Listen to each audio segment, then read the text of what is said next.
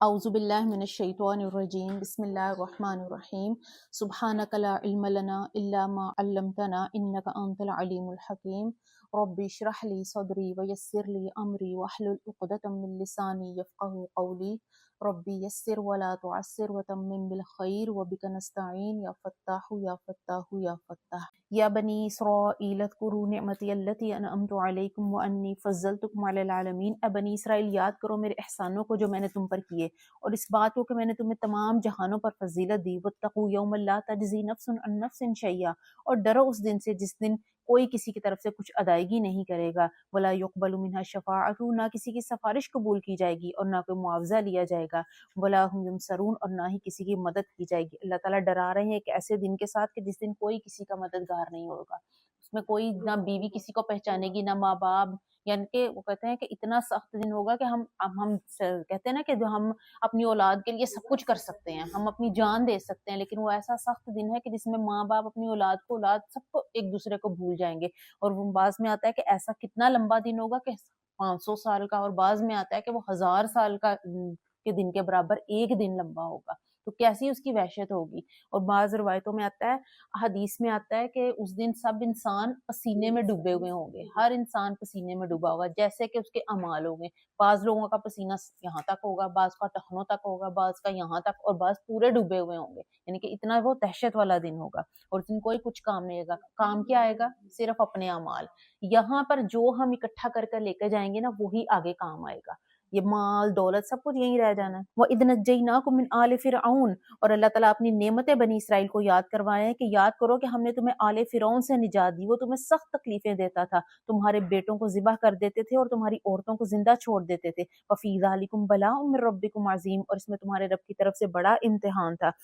فرعون کیا کرتا تھا موسیٰ علیہ السلام کی قوم کے ساتھ کہ فرعون نے ایک خواب دیکھا تھا کہ بنی اسرائیل میں سے ہی ایک بچہ ہے جو تمہاری حکومت کو ختم کر دے گا، تو اس نے کہا کہ اس سے بچنے کا طریقہ کیا ہے کہ ان کی جو عورتوں کو زندہ رہنے دو اور ان کے بچوں کو جو ہے نا وہ مار دو۔ جو بھی بچہ پیدا ہوتا تھا اس کو لڑکا ہوتا تھا تو اس کو قتل کرنے کا حکم ہوتا تھا۔ لیکن اللہ تعالیٰ کی قدرت دیکھیں کہ اللہ تعالیٰ نے موسیٰ علیہ السلام کو بچایا بھی اور فرعون کے محل میں ہی بھیج دیا اور وہیں پر ہی ان کی پرورش ہوئی۔ تو اللہ تعالیٰ تو ایسا مسبب الاسباب ہے۔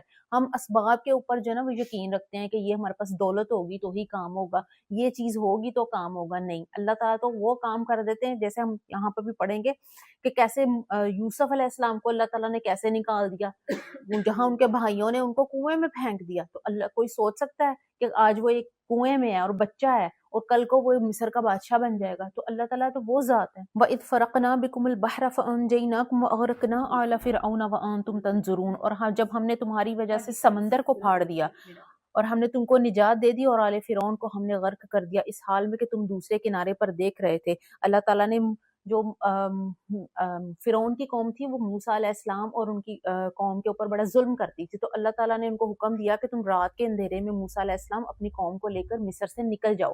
تو جب نکلنے لگے تو فرعون کو پتہ چل گیا، اب موسیٰ علیہ السلام اپنی قوم کو لے کر جا رہے ہیں، آگے آ گیا دریا اور پیچھے آ گیا فرعون کا لشکر۔ تو اب موسیٰ علیہ السلام کی قوم نے کہا کہ موسیٰ علیہ السلام ہم تو مارے گئے۔ تو موسیٰ علیہ السلام نے کہا کہا تھا کہ میرا اللہ میرے ساتھ ہے۔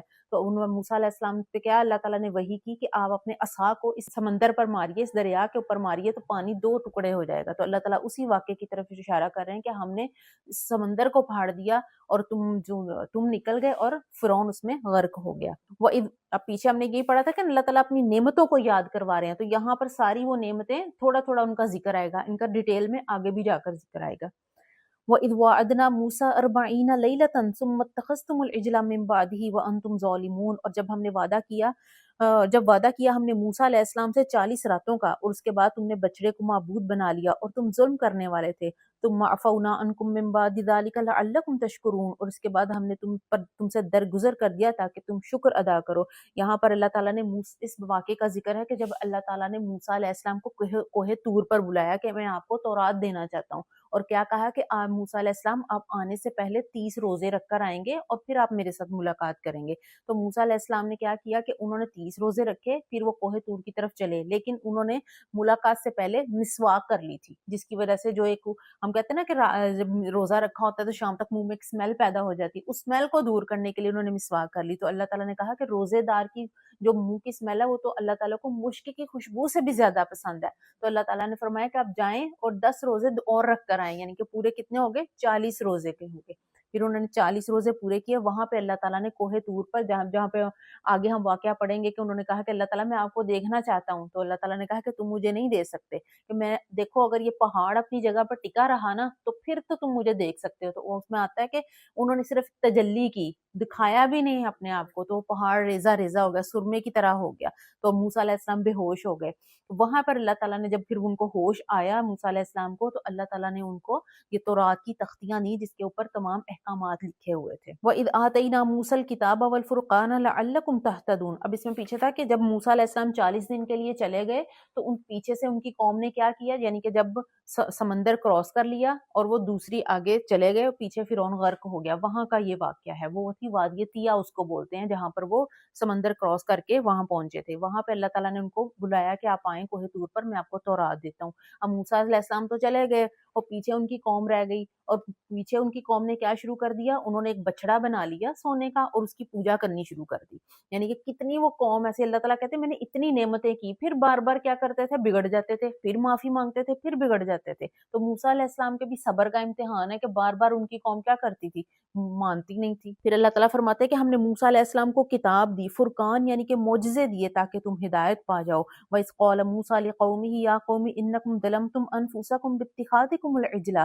اور جب موسیٰ علیہ السلام نے اپنی قوم سے کہا کہ بے شک میری قوم تم نے بچڑے کو معبود بنا کر اپنی جانوں پر ظلم کیا ہے, فَتُوبُوا إِلَىٰ بَارِئِكُمْ فَاقْتُلُوا أَنفُسَكُمْ. اب تم اپنے رب کی بارگاہ میں توبہ کرو اور اپنی جانوں کو قتل کرو. ذَلِكُمْ خَيْرٌ لَكُمْ عِندَ بَارِئِكُمْ. اور یہ تمہارے پیدا کرنے والے کے نزدیک یہ تمہارے لیے بہتر ہے.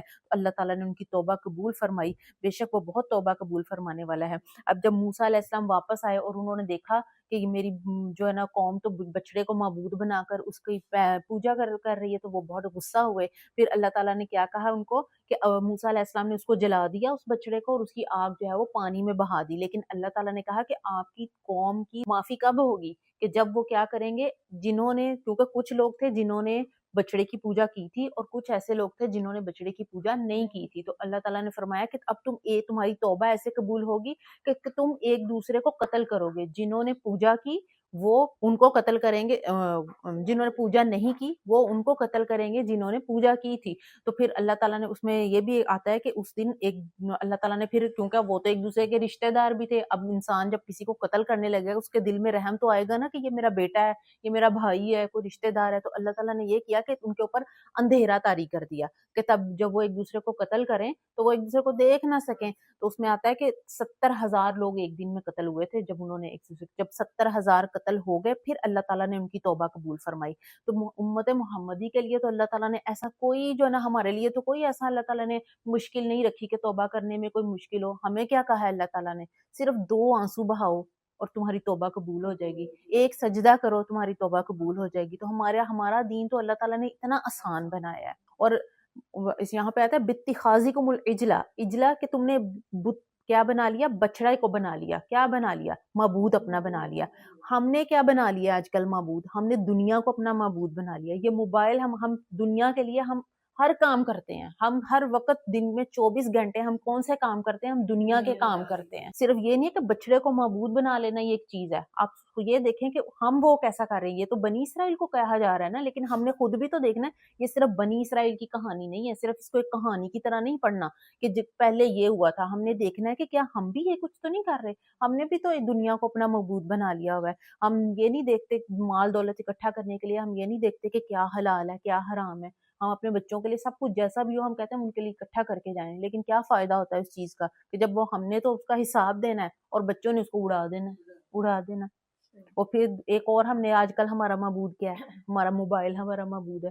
ہم جیسے ہی ٹائم ملتا ہے ہم سب سے پہلے کیا کرتے ہیں, موبائل. صبح اٹھتے سب سے پہلے کام کیا ہوتا ہے, ہمیں موبائل چیک کرنا ہوتا ہے اپنا, اور گھنٹوں ہم موبائل لے کے بیٹھے رہتے ہیں, ہمیں پتہ نہیں چلتا کہ کتنا ٹائم ہم نے لگا دیا. وَإِذْ قُلْتُمْ يَا مُوسَىٰ لَن نُّؤْمِنَ لَكَ حَتَّىٰ نَرَى اللَّهَ جَهْرَةً. اور جب تم نے کہا کہ اے موسیٰ ہم اس وقت تک تصدیق نہیں کریں گے جب تک کہ ہم اللہ تعالیٰ کو اپنی آنکھوں سے نہ دیکھ لیں. فَأَخَذَتْكُمُ الصَّاعِقَةُ تو تمہیں ایک چیخ کڑک نے پکڑ لیا. وَأَنْتُمْ تَنْظُرُونَ اور تم دیکھ رہے تھے. ثُمَّ بَعَثْنَاكُمْ مِنْ بَعْدِ مَوْتِكُمْ لَعَلَّكُمْ تَشْكُرُونَ اور اس کے بعد ہم نے تم کو زندہ اٹھا دیا تاکہ تمہاری موت کے بعد تاکہ تم شکر ادا کر سکو. اب جب موسیٰ علیہ السلام کوہ طور پر گئے، اللہ تعالیٰ سے تورات کی تختیاں لی اور واپس آئے، اور پھر جب انہوں نے دیکھا کہ ایک تو یہ تو انہوں نے بچڑے کو معبود بنا لیا ہے، اس کے بعد یہ سارا واقعہ ہو گیا، اللہ تعالیٰ نے جب ان کی توبہ قبول کر لی تو پھر موسیٰ علیہ السلام نے اب اپنی تورات کی تختیاں اپنی قوم کو دکھائیں کہ یہ اللہ تعالیٰ نے احکامات دیے ہیں. تو اب پھر ان کی قوم دیکھیں ابھی توبہ قبول ہوئی ہے اور اتنی سخت سزا کے بعد پھر کہنے لگ گئی کہ نہیں موسیٰ علیہ السلام ہم تو تب مانیں گے کہ جب ہمیں کیا پتا کہ یہ سچ مچ آپ نے اللہ تعالیٰ نے آپ کو دی ہیں یا نہیں دی، ہم تو تب مانیں گے کہ جب ہم اپنی آنکھوں سے اللہ تعالیٰ کو دیکھیں گے. اب موسیٰ علیہ السلام کے بھی صبر کا میں کہتی ہوں کہ بار بار امتحان ہے.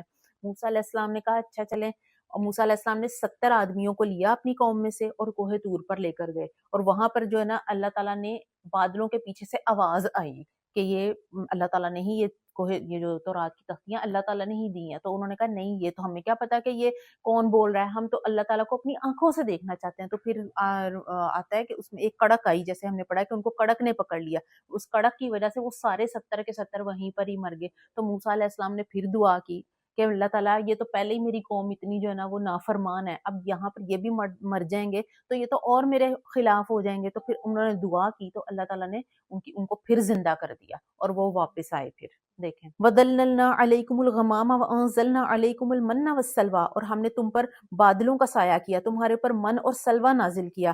اب جب وہ سمندر کراس کر کے جس وادی میں آئے تھے نا، وادی تیا میں، اب وہاں پر اب نہ ان کے پاس وہ ایک چٹیل میدان تھا بہت بڑا سارا، اب وہاں پر ان کو جو ہے نا انہوں نے آگے جانا تھا، لیکن اب چونکہ وہ بار بار اللہ تعالیٰ کی نافرمانیاں کرتے تھے، پھر توبہ قبول ہوتی تھی، پھر نافرمانیاں کرتے تھے، تو اللہ تعالیٰ نے وہ آتا ہے کہ وہ 40 سال تک اسی جو وادی تھی اس میں بھٹکتے رہے تھے. وہ صبح سفر شروع کرتے تھے، شام کو جہاں پر رکتے تھے، صبح اٹھتے تھے تو وہاں جہاں سے چلے ہوتے تھے وہیں پر ہی موجود ہوتے تھے.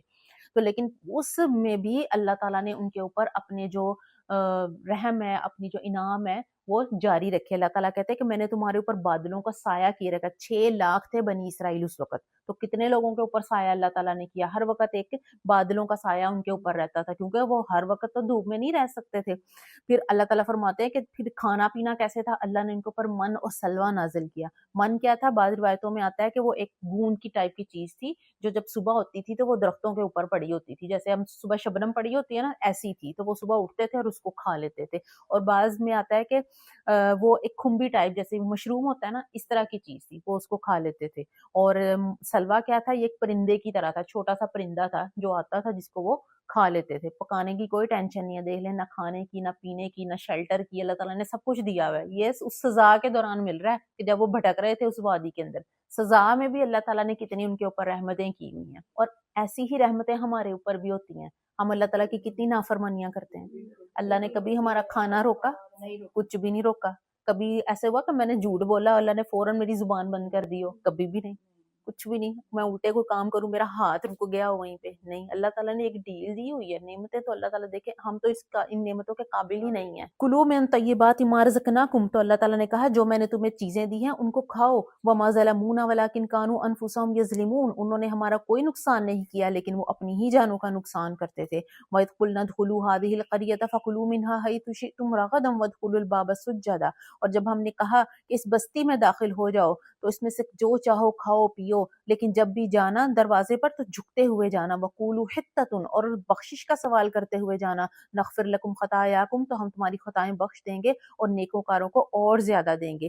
اب یہاں پر جب وہ وادی طیہ میں تھے، یہاں پر اللہ تعالیٰ نے ان کو حکم دیا کہ اب تم بیت المقدس میں داخل ہو جاؤ، جہاں کو پر ان کو جانے کا حکم تھا. اور لیکن جب جانا ہے تم نے تو اللہ تعالیٰ نے کہا کہ عاجزی سے جانا ہے، جھکے ہوئے جانا ہے، کیونکہ اللہ تعالیٰ نے، اور پہلے تو انہوں نے کہا یہ ہم یہاں پر نہیں، آگے جا کے پڑھیں گے کہ انہوں نے کہا موسیٰ تم جاؤ، تم اور تمہارا رب ہی لڑے، ہم نہیں جانے والے، یہاں آپ ہی جا کے لڑو وہاں پہ. تو اللہ تعالیٰ نے کہا جب تم اس بستی میں داخل ہوگے تمہیں لڑنے کی بھی ضرورت نہیں ہے، تم خود ہی ان کے اوپر غالب آ جاؤ گے. لیکن جب بستی میں داخل ہونا تو پھر تم جھک کے جانا، عاجزی کے ساتھ جانا، اور حتیٰ تم بخشش کا سوال کرتے ہوئے جانا. جیسے اس سے ہمیں یہ پتہ چلتا ہے کہ ہمیں جب بھی جتنی بھی کامیابی اور کامرانی ملے پھر بھی ہمیں عاجزی اختیار کرنی چاہیے. نبی صلی اللہ علیہ وسلم کے بارے میں ہم نے کیا پڑھا کہ جب فتح مکہ ہوا تو آپ مکہ میں کس حالت میں داخل ہوئے تھے کہ آپ کی جو یہ تھوڑی تھی، یہ ایسے یہاں پر لگی ہوئی تھی، حالانکہ وہ تو فاتح کے طور پر وہاں جا رہے تھے، لیکن پھر بھی کتنی عاجزی تھی. فبدل الذین ظلموا قولا غیر الذی قیل لهم، پھر لیکن جن لوگوں نے ظلم کیا انہوں نے اس بات کو بدل دیا جو ان سے کہی گئی تھی. فانزلنا علی الذین ظلموا رجزا من السماء بما كانوا یفسقون، پھر ہم نے ان لوگوں پر آسمان سے عذاب نازل کیا کیونکہ وہ نافرمانی کرتے تھے. اب وہ جب داخل ہوئے تو کیسے داخل ہوئے؟ بعض میں آتا ہے کہ وہ اللہ تعالیٰ نے تو کہا تھا جھک کے جانا، بعض میں آتا ہے کہ وہ جیسے گھسٹتے ہوئے جاتے ہیں نا، ایسے جاتے تھے. اور حتتن کو انہوں نے بدل دیا ہنتتن سے. حتتن کا مطلب ہے کہ اللہ تعالیٰ ہمیں معاف کر دے، اور ہنتتن گندم کہتے ہوئے جا رہے تھے، یعنی کہ ہر چیز کو کیا کر لیتے تھے، ایک مذاق بنا لیتے. تو اللہ تعالیٰ نے طاعون کی بیماری ان کے اوپر نازل کی، جس میں 70,000 لوگ اس طاعون کی بیماری سے مرے تھے. وہ وَإِذِ اسْتَسْقَىٰ مُوسَىٰ لِقَوْمِهِ فَقُلْنَا اضْرِب بِعَصَاكَ الْحَجَرَ، اور جب موسیٰ علیہ السلام سے ان کی قوم نے پانی مانگا تو ہم نے کہا اپنا عصا پتھر پر مارو. فَانْفَجَرَتْ مِنْهُ اثْنَتَا عَشْرَةَ عَيْنًا، تو اس میں سے 12 چشمے پھوٹ پڑے. قَدْ عَلِمَ كُلُّ أُنَاسٍ مَشْرَبَهُمْ، اور ہر جماعت نے اپنے اپنے پانی پینے کی جگہ کو جان لیا. كُلُوا وَاشْرَبُوا مِن رِزْقِ اللَّهِ وَلَا تَعْثَوْا فِي الْأَرْضِ مُفْسِدِينَ، کھاؤ پیو اللہ کے رزق سے اور زمین میں فساد نہ کرو، ناشکری نہ کرو. اب اللہ یہاں پر اب اسی وادی طیہ کا ذکر ہے کہ اب ان کو منسلوا تو مل رہا تھا، اب انہوں نے کہا موسیٰ علیہ السلام ہمیں پانی بھی تو چاہیے، اب پانی کا کیا کرنا ہے؟ تو اللہ تعالیٰ نے کہا کہ ایک پتھر لیے موسیٰ علیہ السلام، اس کے اوپر اپنا عصا مارے. اب وہ چونکہ وہ 12 قبیلے تھے، وہ بعض روایتوں میں آتا ہے کہ وہ ایک چھوٹا سا پتھر تھا، جب موسیٰ علیہ السلام اس کے اوپر پانی عصا مارتے تھے تو 12 چشمے نکل آتے تھے، ہر قبیلے کا الگ الگ چشمہ. اور پھر تھوڑا آگے جب وہ ضرورت ہوتی تھی اس وقت مارتے تھے، جتنی ضرورت ہوتی تھی پانی لے لیتے تھے، پھر وہ اپنے پاس پتھر رکھ لیتے تھے. پھر آگے جب جاتے تھے، جب پانی کی ضرورت ہوتی، عصا مارا، پانی نکلا. اور دیکھیں اللہ تعالیٰ کی نعمتیں ہیں، اور دیکھیں 6 لاکھ بندے تھے وہ بنی اسرائیل کے، تو کیسے اللہ تعالیٰ ان کی ضرورتیں پورے کر رہے ہیں بغیر کسی اسباب کے. کھانا پینا سب، پانی، سب کچھ مل رہا ہے ان کو. وَإِذْ قُلْتُمْ، اور اللہ تعالیٰ نے کہا کھاؤ پیو لیکن زمین میں فساد نہ کرو، یعنی کہ اللہ تعالیٰ نے ہمیں بھی جتنی نعمتیں دی ہیں تو ہمیں ناشکری نہیں کرنی چاہیے. اللہ تعالیٰ نے ناشکری کرنے سے، ہم نے پہلے بھی پڑھا کہ کیا ہوتا ہے، نعمتیں اللہ تعالیٰ چھین لیتے ہیں. اللہ تعالیٰ کہتے ہیں اگر تم شکر کرو گے تو میں اور دوں گا، کیونکہ جتنا ہمیں ملا ہوا ہے نا، ہم ان کا شکر نہیں ادا کر سکتے. یہ سمجھے یہ سب اللہ تعالیٰ کے انعام ہے، یہ ہمارا حق نہیں ہے کہ ہم اللہ تعالیٰ نے دینا ہی دینا ہے ہمیں، یہ تو سارے انعام ہے. ہم تو ایک اللہ کی ایک نعمت کا حق ادا نہیں کر سکتے، تو ناشکری نہیں کرنی، ہمیشہ عاجز اللہ کا بندہ بن کے رہنا. وَإِذْ قُلْتُمْ يَا مُوسَىٰ لَن نَّصْبِرَ عَلَىٰ طَعَامٍ وَاحِدٍ فَادْعُ لَنَا رَبَّكَ يُخْرِجْ لَنَا مِمَّا تُنبِتُ الْأَرْضُ، اور جب تم نے کہا ہے موسیٰ ہم ہرگز صبر نہیں کریں گے ایک ہی کھانے پر، ہمیں من و سلوا نہیں چاہیے، ہمیں تو وہ اپنے رب سے دعا کیجئے کہ ہمارے لیے وہ چیزیں دیں جو زمین سے نکلتی ہیں، جیسے سبزی، کھیرا، گیہوں، مسور اور پیاز. تو موسیٰ علیہ السلام نے کہا اتستبدلون الذی هو ادنی بالذی هو خیر، کہ تم تو ایک اعلیٰ چیز کو گھٹیا چیز سے بدلنا چاہتے ہو. اہبطوا مصرا فان لکم ما سألتم، تو کسی بھی شہر میں چلے جاؤ وہاں تمہیں مل جائے گا جو تم مانگ رہے ہو. وضربت علیہم الذلۃ والمسکنہ، تو ان کے اوپر محتاجی اور مسکنت طاری کر دی گئی. وباءوا بغضب من اللہ، اور انہوں نے اللہ تعالیٰ کے غضب کو خرید لیا. ذالک بانہم کانوا یکفرون بآیات اللہ، اور یہ اس لیے تھا کیونکہ وہ اللہ کی آیات کا انکار کرتے تھے، نبیوں کو ناحق قتل کرتے تھے، اور وہ اللہ کی نافرمانی کرتے تھے اور حد سے آگے بڑھتے تھے. اب انہوں نے کہا موسیٰ علیہ السلام ہم تو منو سلوا کھا کھا کر تنگ آ گئے ہیں، ہم نہیں ایک کھانے پہ جو ہے نا وہ کر سکتے، ہمارا زبان کے بہت چٹکارے ہیں، ہمیں جو ہے نا اور ٹیسٹ چاہیے، جیسے ہمیں بھی اور ٹیسٹ چاہیے، ہم ایک کھانا 2 دن نہیں کھا سکتے، ٹھیک ہے نا، ہمیں بھی چاہیے کہ ہم بدل بدل کے کھائیں. تو انہوں نے بھی کہا اللہ تعالیٰ ہمیں منو سلوا نہیں چاہیے، ہمیں تو جو چاہیے، ہم پیاز چاہیے، گیہوں چاہیے، وہ چیزیں چاہیے جو زمین سے نکلتی ہیں. تو اللہ تعالیٰ نے کہا کہ یہ جو ادنا ہے یہ چاہتے ہو، اعلیٰ کو کہتے ہو کہ وہ چل ہی جائے، تو پھر جو چیز وہ تو آسمان سے آتی ہے نا، جو چیز وہ آسمان ہی کی طرف لے کے جاتی ہے، وہ اللہ تعالیٰ ہی سے جوڑتی ہے، اور جو چیز زمین سے نکلتی ہے اس کی نسبت کس کی طرف ہوتی ہے، وہ بھی ہمیں زمین سے ہی جوڑتی ہے. تو اب جو قوم زبان کے چٹخارے پہ جو ہے نا وہ صبر نہیں کر سکتی، تو کیا وہ اللہ کے احکامات پہ صبر کرتی؟ نہیں. اسی لیے وہ بار بار اللہ تعالیٰ کے احکامات کو توڑتے تھے. جب اللہ تعالیٰ اپنی منمانیاں کرتا ہے نا انسان، اور اللہ تعالیٰ کی جو ہے نا وہ کہی ہوئی باتوں کے اگینسٹ جاتا ہے، تو پھر ان کی پکڑ ہوتی ہے. اب وہ اللہ تعالیٰ کہتے ہیں کہ میں نے تم پر، یہ اللہ تعالیٰ کی موسٹ فیوریٹ قوم تھی اس زمانے کی، بنی اسرائیل کے اوپر سب سے زیادہ اللہ تعالیٰ نے جو ہے نا انعامات کیے اس وقت کے، جب وہ اپنی نافرمانیوں کی وجہ سے اللہ تعالیٰ نے کہا کہ وہ مغضوب بن گئے، تو کیا ہم اگر اللہ کی ہم بھی کہتے ہیں نا کہ ہم تو نبی صلی اللہ علیہ وسلم کے امتی ہیں، ہم اللہ تعالیٰ کی فیورٹ قوم ہے، ہم کہتے ہیں نا کہ ہم سے بڑھ کے تو کوئی نہیں ہے نا، تو لیکن جب وہ اس وقت کے فیورٹ اللہ کی نافرمانی کر کے مغضوب بن گئے تو کیا آج ہم نہیں بن سکتے؟ ہم نے اپنے آپ کو دیکھنا ہے اس کے اندر، صرف یہ نہیں کہ ان کے ساتھ یہ ہو گیا، جب ان کے ساتھ ہو سکتا ہے تو کیا ہمارے ساتھ نہیں ہو سکتا؟ ہماری پکڑ نہیں ہو سکتی اللہ تعالیٰ کی نافرمانیوں پر۔ ان الذین آمنوا والذین ہادوا والنصارى والصابئین، اور بے شک وہ لوگ جو ایمان لائے، چاہے وہ یہودی تھے، نصرانی تھے یا صابی تھے، یا ان میں سے جو بھی ایمان لے آئے گا اللہ پر اور یوم آخرت پر اور نیک عمل کرے گا تو ان کے اجر ان کے لیے ان کے رب کے پاس ہے۔ ولا خوف علیہم ولا هم يحزنون، اور نہ وہ خوف ان کے اوپر نہ کوئی خوف ہوگا اور نہ وہ رنجیدہ ہوں گے۔ سب سے بڑی جو تکلیفیں ہوتی ہیں نا وہ ہمیں خوف ہی ہوتی ہے، سب سے بڑی، جیسے ہمیں مستقبل کا خوف ہوتا ہے، وہ ہمارے زندگی جو ہے نا زیادہ تر خوف میں ہی گزرتی ہے کہ یہ نہ ہو جائے، حالانکہ وہ چیز ہوتی بھی نہیں ہے۔ موسٹلی ہمارے جو 90% خوف ہوتے ہیں نا وہ ہوتے نہیں ہیں، ہم مستقبل میں پریشان رہتے، پتہ نہیں ہمارے بچے کا اچھا رشتہ ہوگا کہ نہیں، اچھی ایجوکیشن ہوگی کہ نہیں، خوف میں مبتلا رہتے ہیں نا ہمارے وقت۔ تو اللہ تعالیٰ کہتے ہیں کہ جو اللہ تعالیٰ سے جڑ جاتا ہے اس کو اللہ تعالیٰ، ان کو کسی چیز کا خوف نہیں ہوتا۔ کیوں نہیں ہوتا؟ کیونکہ اس کو اللہ پر یقین ہوتا ہے کہ جو اللہ تعالیٰ کریں گے میرے لیے وہ میرے لیے بہتر ہوگا۔ ان کو غم بھی نہیں ہوتا۔ غم ہمیں ہوتا ہے نا کہ ہمارے ساتھ یہ ہو گیا، ہمارے اوپر یہ مشکل آ گئی، یہ پریشانی آ گئی، لیکن جو بندہ اللہ سے جڑ جاتا ہے نا وہ تکلیف میں بھی دیکھتا ہے کہ اس میں بھی کوئی خیر ہے۔ وَعَسَىٰ أَن تَكْرَهُوا شَيْئًا وَهُوَ خَيْرٌ لَكُمْ، اللہ تعالیٰ کہتے ہیں کہ ہو سکتا ہے تم ایک چیز کو ناپسند کرو، وہی تمہارے لیے بہتر ہو، اور ایک چیز ہے جس کو تم پسند کرتے ہو کہ یہ ہونی چاہیے وہ تمہارے لیے اچھی نہ ہو۔ اللہ جانتے ہیں، تم نہیں جانتے۔ تو جو اللہ سے جڑ جاتے ہیں نہ تو ان کو کسی چیز کا خوف ہوتا ہے اور نہ کسی چیز کا غم ہوتا ہے۔ وَإِذْ أَخَذْنَا مِيثَاقَكُمْ وَرَفَعْنَا فَوْقَكُمُ الطُّورَ، اور جب ہم نے تم سے وعدہ لے لیا اور تمہارے اوپر کوہ طور کو اٹھا دیا، خُذُوا مَا آتَيْنَاكُمْ بِقُوَّةٍ، اور ہم نے کہا کہ جو ہم نے تمہیں تورات دی ہے اس کو مضبوطی سے پکڑ لو، وَاذْكُرُوا مَا فِيهِ لَعَلَّكُمْ تَتَّقُونَ، اور جو کچھ اس میں ہے یاد کرو جو کچھ اس کے اندر ہے تاکہ تم متقی بن جاؤ۔ اب موسیٰ علیہ السلام جب کوہ طور سے واپس آئے، انہوں نے ساری تختیاں وغیرہ دیں، واپس آ گئے، تو اب انہوں نے جب احکامات دیکھے تو موسیٰ علیہ السلام کی قوم نے کہا موسیٰ علیہ السلام یہ تو احکامات بڑے سخت ہیں، ہم نہیں ان کے اوپر عمل کر سکتے۔ تو اللہ تعالیٰ کہتے ہیں کہ میں نے کوہ طور کو اکھاڑا اور ان کے سروں کے اوپر لے آیا، اور میں نے کہا کہ مانو گے نہیں تو یہ پہاڑ تمہارے اوپر جو نا گرا دیا جائے گا۔ یہ کہتے ہیں نا میں نے تمہارے اوپر رفعنا فوقکم الطور، تمہارے اوپر کوہ طور کو کھڑا کر دیا، تو پھر مان گے کہ ہاں جی اللہ تعالیٰ ٹھیک ہے، ہم مانیں گے، ہم عمل کریں گے۔ یعنی کہ اتنی ڈھیٹ اور اتنی سخت قوم تھی وہ۔ ہم بھی ایسے ہی ہیں، ہمارے اوپر بھی ڈنڈے ہوتے ہیں تو ہم چلتے ہیں، ورنہ نہیں ہوتے۔ ہمارے اوپر جب ہم سب سے زیادہ اللہ تعالیٰ کے نزدیک کب ہوتے ہیں؟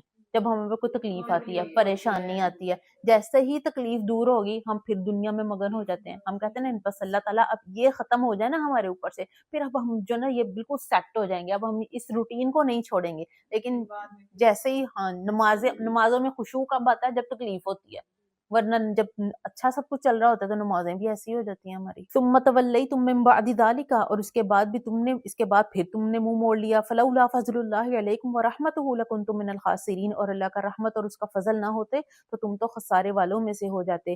اللہ تعالیٰ دیکھیں بنی اسرائیل کو کتنے چانس دے رہے ہیں، بار بار چانس مل رہا ہے نا ان کو، بار بار کہتے تھے اب یہ کرنا ہے، اب یہ کرنا ہے، اب یہ کرنا ہے، پھر معافی مانگتے تھے، پھر معاف ہو جاتے تھے۔ تو اللہ تعالیٰ ہمیں بھی بہت سارے چانس دیتے ہیں۔ یہ جو ہمارے دن آتی ہیں نا، بیماریاں آتی ہیں، تکلیف آتی ہیں، پریشانیاں ہوتی ہیں، یہ بھی ہمارے اللہ تعالیٰ ہمیں چانس ہی دے رہے ہوتے ہیں۔ ہم کہتے ہیں کہ شاید میرا بندہ ابھی بھی لوٹ آئے، شاید میرا بندہ ابھی بھی رجوع کر لے۔ تو یہ جتنی تکلیفیں پریشانیاں ہیں نا اس کو ایک طرح سے چانس سمجھنا چاہیے کہ اللہ تعالیٰ مجھے چاہتے ہیں کہ میں اس کی طرف رجوع کروں۔ وَلَقَدْ عَلِمْتُمُ الَّذِينَ اعْتَدَوْا مِنْكُمْ فِي السَّبْتِ فَقُلْنَا لَهُمْ كُونُوا قِرَدَةً خَاسِئِينَ، اور اے مدینے کے یہودیوں تم ان لوگوں کو جانتے ہو کہ جنہوں نے ہفتے کے دن میں زیادتی کی، سو ہم نے ان کو کہا کہ ذلیل و خوار بندر بن جاؤ۔ فَجَعَلْنَاهَا نَكَالًا لِمَا بَيْنَ يَدَيْهَا وَمَا خَلْفَهَا وَمَوْعِظَةً لِلْمُتَّقِينَ، اور ہم نے ان کو عبرت بنا دیا ان لوگوں کے لیے جو اس وقت موجود تھے اور جو بعد میں آنے والے تھے، اور نصیحت بنا دیا ڈرنے والوں کے لیے۔ اب جیسے کہ ہر قوم کے لیے ایک دن ہوتا ہے عبادت کا خاص، جیسے ہمارے لیے کیا ہے؟ جمعے کا دن ہے، ٹھیک ہے، اور جو یہودیوں کے لیے اور عیسائیوں کے لیے تھا اتوار کا، اور یہودیوں کے لیے تھا ہفتے کا دن۔ ہمیں تو نہیں اللہ تعالیٰ نے کہا کہ یہ جمعے کا دن ہے تو تم نے سارا دن عبادت ہی کرنی ہے اور کاروبار نہیں کر سکتے۔ اللہ تعالیٰ نے صرف کہا کہ جب جمعے کی اذان دی جائے کاروبار چھوڑ دو، نماز پڑھو، اس کے بعد پھر اپنے کام میں لگ جاؤ۔ لیکن یہودیوں کے لیے کیا تھا کہ تم نے سیٹرڈے کے دن، ہفتے والے دن کوئی کام نہیں کرنا، وہ کرتے تھے مچھلیاں پکڑتے تھے۔ تو اللہ تعالیٰ نے کہا کہ تم نے ہفتے والے دن مچھلیاں نہیں پکڑنی، صرف اللہ تعالیٰ کی عبادت ہی کرنی ہے۔ تو اب انہوں نے کیا کرتے، ہیلا بنا لیا، انہوں نے ہیلا کیا کیا کہ وہ سیٹرڈے کو تو ان کو منع تھا، تو وہ کیا کرتے تھے کہ ہفتے جمعے کی رات کو ہی جال ڈال دیتے تھے، اور پھر ہفتے کا دن وہ خود ہی پھنستی رہتی تھی اور اتوار کو جا کے نکال لیتے تھے. یعنی کہ انہوں نے ایک اس کو کرنے کا ذریعہ بنا لیا کہ چلے ہمارا سیٹرڈے کا دن مس نہیں ہوگا. تو اللہ تعالیٰ نے کہا کہ ان کو کیا کر دو کہ تم بندر بنا دیا ان سب کو. اور بعد میں اور یہ جو آج کل کے بندر ہیں یہ وہ والے بندر نہیں ہیں، کیونکہ جس بھی قوم کی شکل مسخ ہوتی ہے وہ 3 دن سے زیادہ زندہ نہیں رہتی. ٹھیک ہے، تو وہ سارے جو بندر بن گئے وہ 3 دن کے بعد کیا ہو گئے تھے؟ فوت ہو گئے تھے. تو نبی صلی اللہ علیہ وسلم نے فرمایا کہ ایک دن ایسا آئے گا کہ میری امت شراب کو حلال کر لے گی. صحابہ کرام بڑے حیران ہوئے، انہوں نے کہا نبی صلی اللہ علیہ وسلم شراب تو حرام ہے اور قرآن میں اس کی حرمت واضح طور پر لکھی ہوئی ہے، پھر امت کیسے شراب کو حلال قرار دے دے گی؟ تو نبی صلی اللہ علیہ وسلم نے فرمایا کہ وہ شراب کا نام دوسرا رکھ لیں گے. ایسے ہی ہے نا، اب جیسے وہ بارلے واٹر ہو گیا، اس میں جی اتنے پرسنٹ ہے، اس میں آتا ہے نا، اس میں اتنے پرسنٹ، پتہ نہیں کیا اس کو بولتے ہیں، الکوہل. ہاں، اس کی الکوہل یہ نہیں اتنے پرسنٹ ہے تو یہ کم ہے، یہ اتنے پرسنٹ ہے یہ نہیں، اس کے نہیں اندر نہیں آتی. تو یہ جو نا نام بدل کے اب تو نام بدلنے کی زحمت بھی نہیں کرتے، اب تو پاکستان میں بھی کھلے عام سارا کچھ ہی ہو رہا ہے. وَإِذْ قَالَ مُوسَىٰ لِقَوْمِهِ إِنَّ اللَّهَ يَأْمُرُكُمْ أَن تَذْبَحُوا بَقَرَةً، اور جب موسیٰ علیہ السلام نے اپنی قوم سے کہا کہ اللہ تم کو حکم دیتا ہے کہ تم ایک بیل کو ذبح کرو. اب یہ وہ والا واقعہ آ گیا گائے کا کہ جس کی وجہ سے اس سورت کا نام کیا ہے؟ سورت البقرہ ہے. ٹھیک ہے، اب ایک بنی اسرائیل میں ایک آدمی قتل ہو گیا. اب سب کہہ رہے تھے کہ یہ اس کے قاتل کا نہیں پتا چل رہا تھا، سب ایک دوسرے سے جھگڑ رہے تھے. تو انہوں لوگوں نے کہا کہ کیوں ایک دوسرے سے جھگڑتے ہو؟ ہمارے پاس تو اللہ کا نبی موسیٰ علیہ السلام ہے، ہم ان سے ہی جا کے پوچھ لیتے ہیں کہ اللہ تعالیٰ ان کو بتا دیں گے کہ اس کا قاتل کون ہے. تو موسیٰ علیہ السلام کے پاس آئے تو موسیٰ علیہ السلام نے کہا کہ اللہ تعالیٰ تمہیں حکم دیتا ہے کہ تم ایک گائے کو ذبح کرو. قالوا، تو وہ بولے اتتخذون ہزوا، موسیٰ علیہ السلام آپ ہم سے مذاق کرتے ہیں؟ تو موسیٰ علیہ السلام نے کہا اعوذ باللہ ان اکون من الجاہلین، کہ میں اللہ کی پناہ میں آتا ہوں کہ میں جاہلوں میں سے ہو جاؤں. موسیٰ علیہ السلام کی قوم نے کیا کہا کہ موسیٰ علیہ السلام آپ جو ہمیں گائے کا حکم دے رہے ہیں تو اس کا مطلب ہم سے مذاق کر رہے ہیں. تو موسیٰ علیہ السلام کو تو جواب میں کہنا چاہیے تھا کہ نہیں میں مذاق نہیں کر رہا، لیکن انہوں نے کیا کہا کہ میں جاہلوں میں سے ہوں.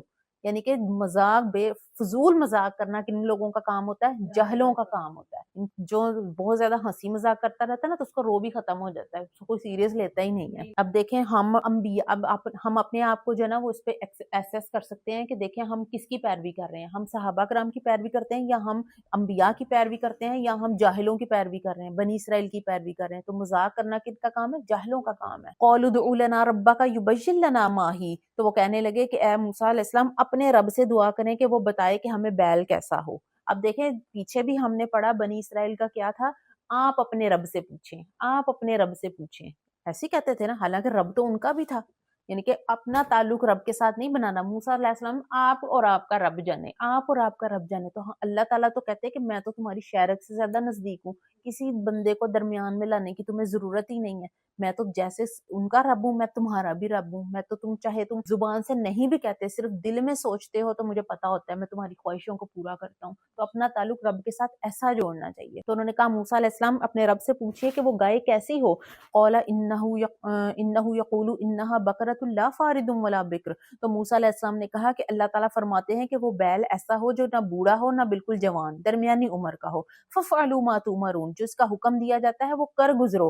جب انسان کو صحیح عشق ہوتا ہے نا اللہ تعالیٰ سے، تو پھر انسان کہتا ہے جو صحابہ کرام کہتے تھے سمینا و اطعنا، ہم نے سن لیا اور ہم نے کر لیا. وہ کبھی بھی نہیں کہتے تھے کہ اللہ نبی صلی اللہ علیہ وسلم کیوں کریں ہم، آپ پوچھ کے آئیں. تو جب حجت ہوتی ہے تو پھر کہتے ہیں کہ جاؤ نہیں پوچھیں اب یہ کریں. جب نہیں نیت ہوتی تو پھر انسان ہیلے کرتے ہیں. جب ہم آگے ابراہیم علیہ السلام کا بھی واقعہ پڑھیں گے، اس میں اللہ تعالیٰ نے کہا انہوں نے کہا، اللہ تعالیٰ نے کہا کہ اسلم، اسلام لے آیا. فوراً ابراہیم علیہ السلام نے کہا اسلمت لرب العالمین، کہ ہاں میں اسلام لے آیا، میں فرما بردار ہو گیا. وہ بھی نہیں پوچھتے تھے کہ اللہ جب دیکھیں کسی انسان کو کہا جائے کہ تم اپنے بچے کو جو ابھی پیدا ہوا ہے شیر خوار ہے اس کو جا کے صحرا میں چھوڑ آؤ، پوچھیں گے کہ اللہ تعالیٰ کیوں؟ انہوں نے نہیں پوچھا کیوں، انہوں نے بس لیا اور ان کو جا کر چھوڑا ہے. ایسے ہی نہیں اللہ تعالیٰ نے ان کو کہا تھا کہ ابراہیم میرا خلیل ہے، میرا دوست ہے. کیسے وہ ہستیاں ہوں گی کہ جس کو خود اللہ تعالیٰ کہہ رہے ہیں کہ یہ میرا دوست ہے، ہم کیوں نہیں ایسے بن سکتے؟ قالوا ادع لنا ربک یبین لنا ما لونھا. اب انہوں نے کہا نہیں ابھی تو کافی نہیں ہے، موسیٰ علیہ السلام اپنے رب سے پوچھیں کہ اس گائے کا رنگ کیسا ہو. قال، تو موسیٰ علیہ السلام نے کہا، اللہ تعالیٰ فرماتے ہیں کہ اس کا رنگ تیز پیلے رنگ کا ہو، جو دیکھنے میں خوشگن ہو۔ قالوا ادع لنا ربک یبین لنا ما ہی، تب وہ کہنے لگے کہ موسیٰ علیہ السلام اپنے رب سے پھر پوچھیں کہ وہ گائے کیسی ہو۔ ان البقرہ تشابہ علینا، کہ وہ بیل تو ہمارے پر مشتبہ ہو گیا ہے، ہمیں سمجھ نہیں آ رہی کہ وہ کیسا بیل ہو۔ وَإِنَّا إِن شاء اللَّهُ لَمُهْتَدُونَ، کہ بے شک ہم انشاءاللہ ضرور بضرور راہ پا لیں گے۔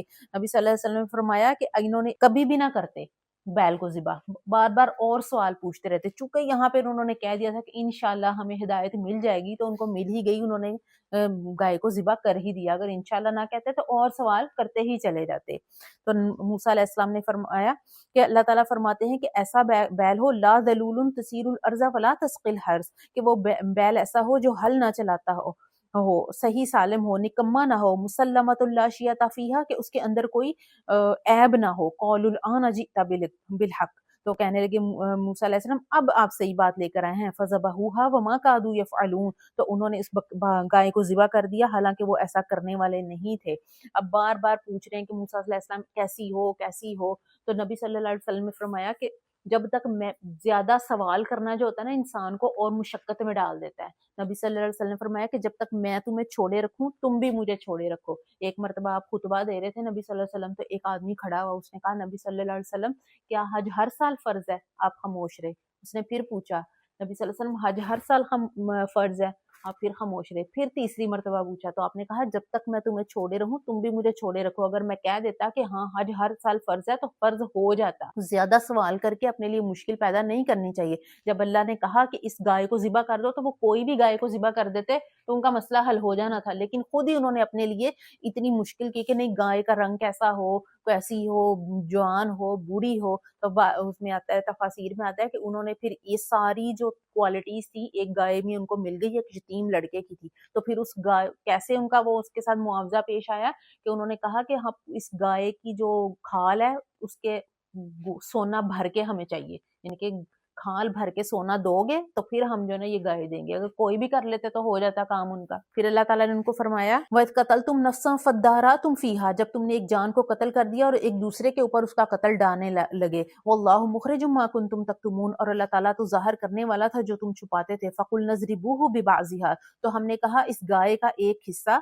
اس مقتول کے اوپر لگاؤ، جو لاش پڑی ہے اس کے اوپر گائے کا ایک حصہ لگاؤ۔ تو وہ پھر جب انہوں نے اس گائے کا حصہ اس مقتول کو لگایا تو وہ اٹھ گیا، اور اٹھ کے اس نے بتایا کہ مجھے کس نے قتل کیا ہے، اور پھر سارا دوبارہ ہی فوت ہو گیا وہ۔ کذالک یحیی اللہ الموتیٰ، تو اللہ تعالیٰ فرماتے ہیں کہ جیسے میں نے اس کو زندہ کر دیا تو ایسے ہی میں مردوں کو بھی قیامت والے دن زندہ کروں گا، اور ایسے ہی تمہارا حساب کتاب۔ اللہ تعالیٰ نے ایک چانس دیا ان کو، یہ بتایا کہ دیکھو مرنے کے بعد کی بھی ایک زندگی ہے، جو اللہ تعالیٰ اب زندہ کر سکتا ہے کیا وہ ساری مخلوق کو زندہ نہیں کر سکتا؟